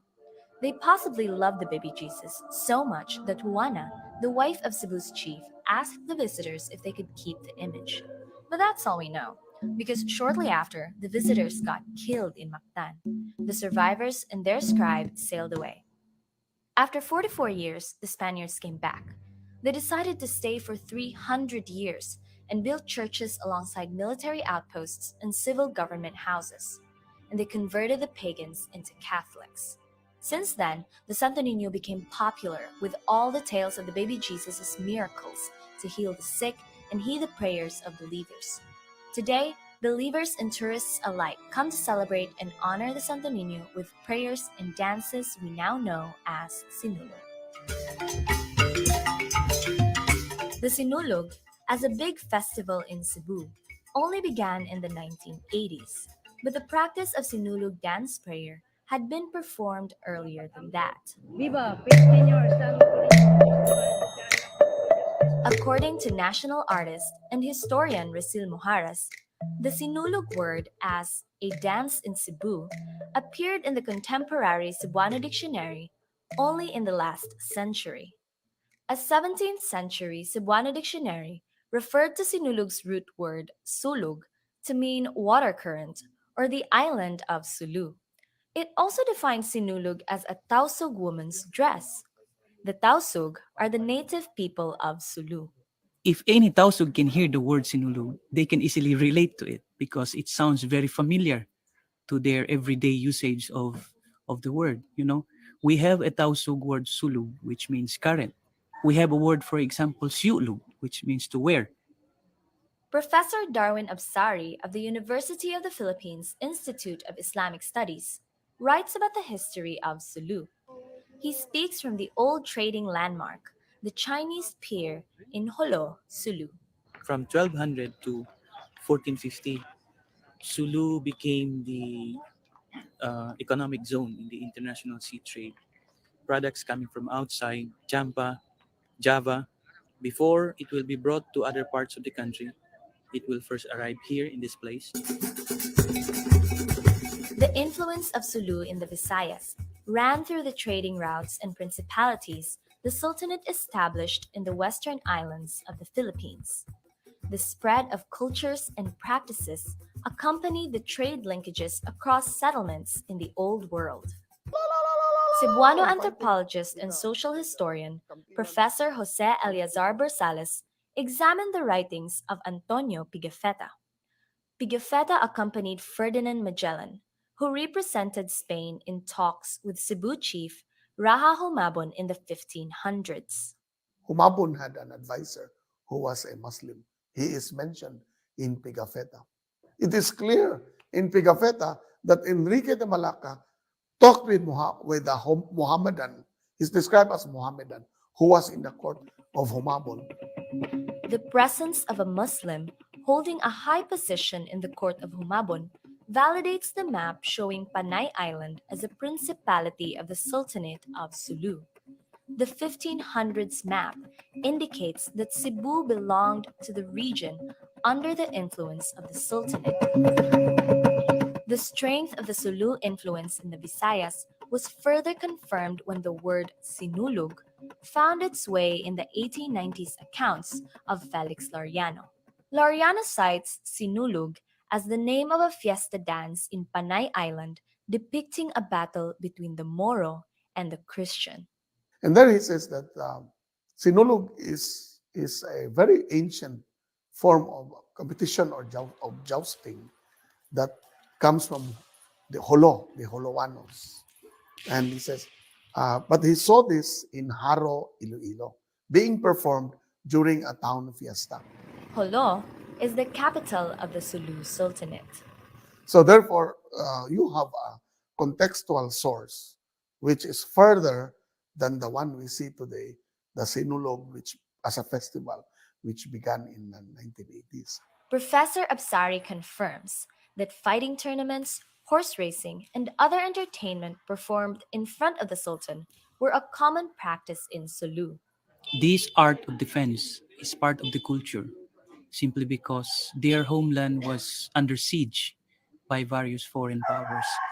So showing it as an entertainment is one way of teaching the younger generations and the society in general the need to know this knowledge, the need to develop this knowledge as a way of defense in their homeland. Sulu had been a melting pot of diverse cultures from the Hindu, Malay or Srivijaya, and the Chinese civilizations.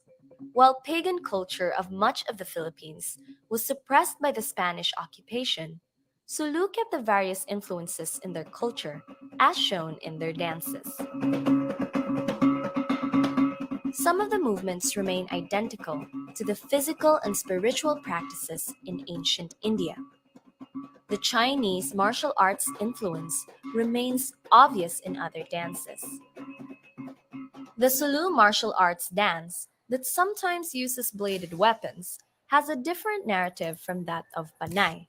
The Moro versus Christian narrative, according to a study by Sally Ness, was introduced by the Augustinians, the first Catholic religious order that arrived in the Philippines. So you have a combination of a Holoano origin and a Christian origin. But why is it that other Sulu dances did not evolve in the Christian lands occupied by Spain? Because you have to realize that the islands were not separated until the Spaniards came. Christianity put a damper on the trading relations all over the islands. And along with it came the barriers that greatly suppressed cultural influences that moved through these pre-colonial trade routes. The survival of the battle dance sequence in Laureano's account can be explained by its local popularity. They must have seen the Moro, the original Sulu dance performed in one of the fiestas. And it's easy to say, let's let's use the other one as a Christian, and he wins always. The Moro versus Christian narrative used by the Spaniards was very relevant at that time, as Spain struggled but failed to convert Muslim Cebu to Christianity. The whole Comedia series in the Spanish literature is like that. No? Christians defeating Muslims, because southern Spain was occupied by the Moors, by the Moros, for a long time. And they had that mentality when they came here. And then you have the evolution of the Sinulog as a Christian tradition. No longer the Sulu war dance that it originally started from. And so today, it has barely any resemblance to the actual war dance. If you look at the Sinulog category, it's really a modern version. There are various theories on how the Sinulog evolved over the centuries.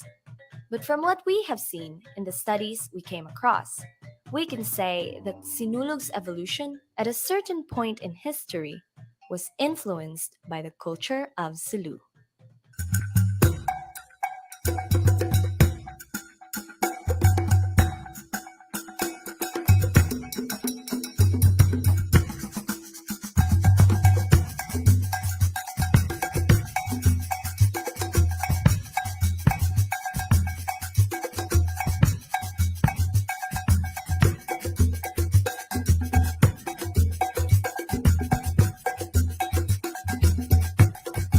My name is Engineer 𝗚𝗏𝗏𝗶, instructor in Cebu State College. At the same time, I am coach in 𝗕𝗺𝗁𝗏, also in 𝗘𝗺𝗆𝗏.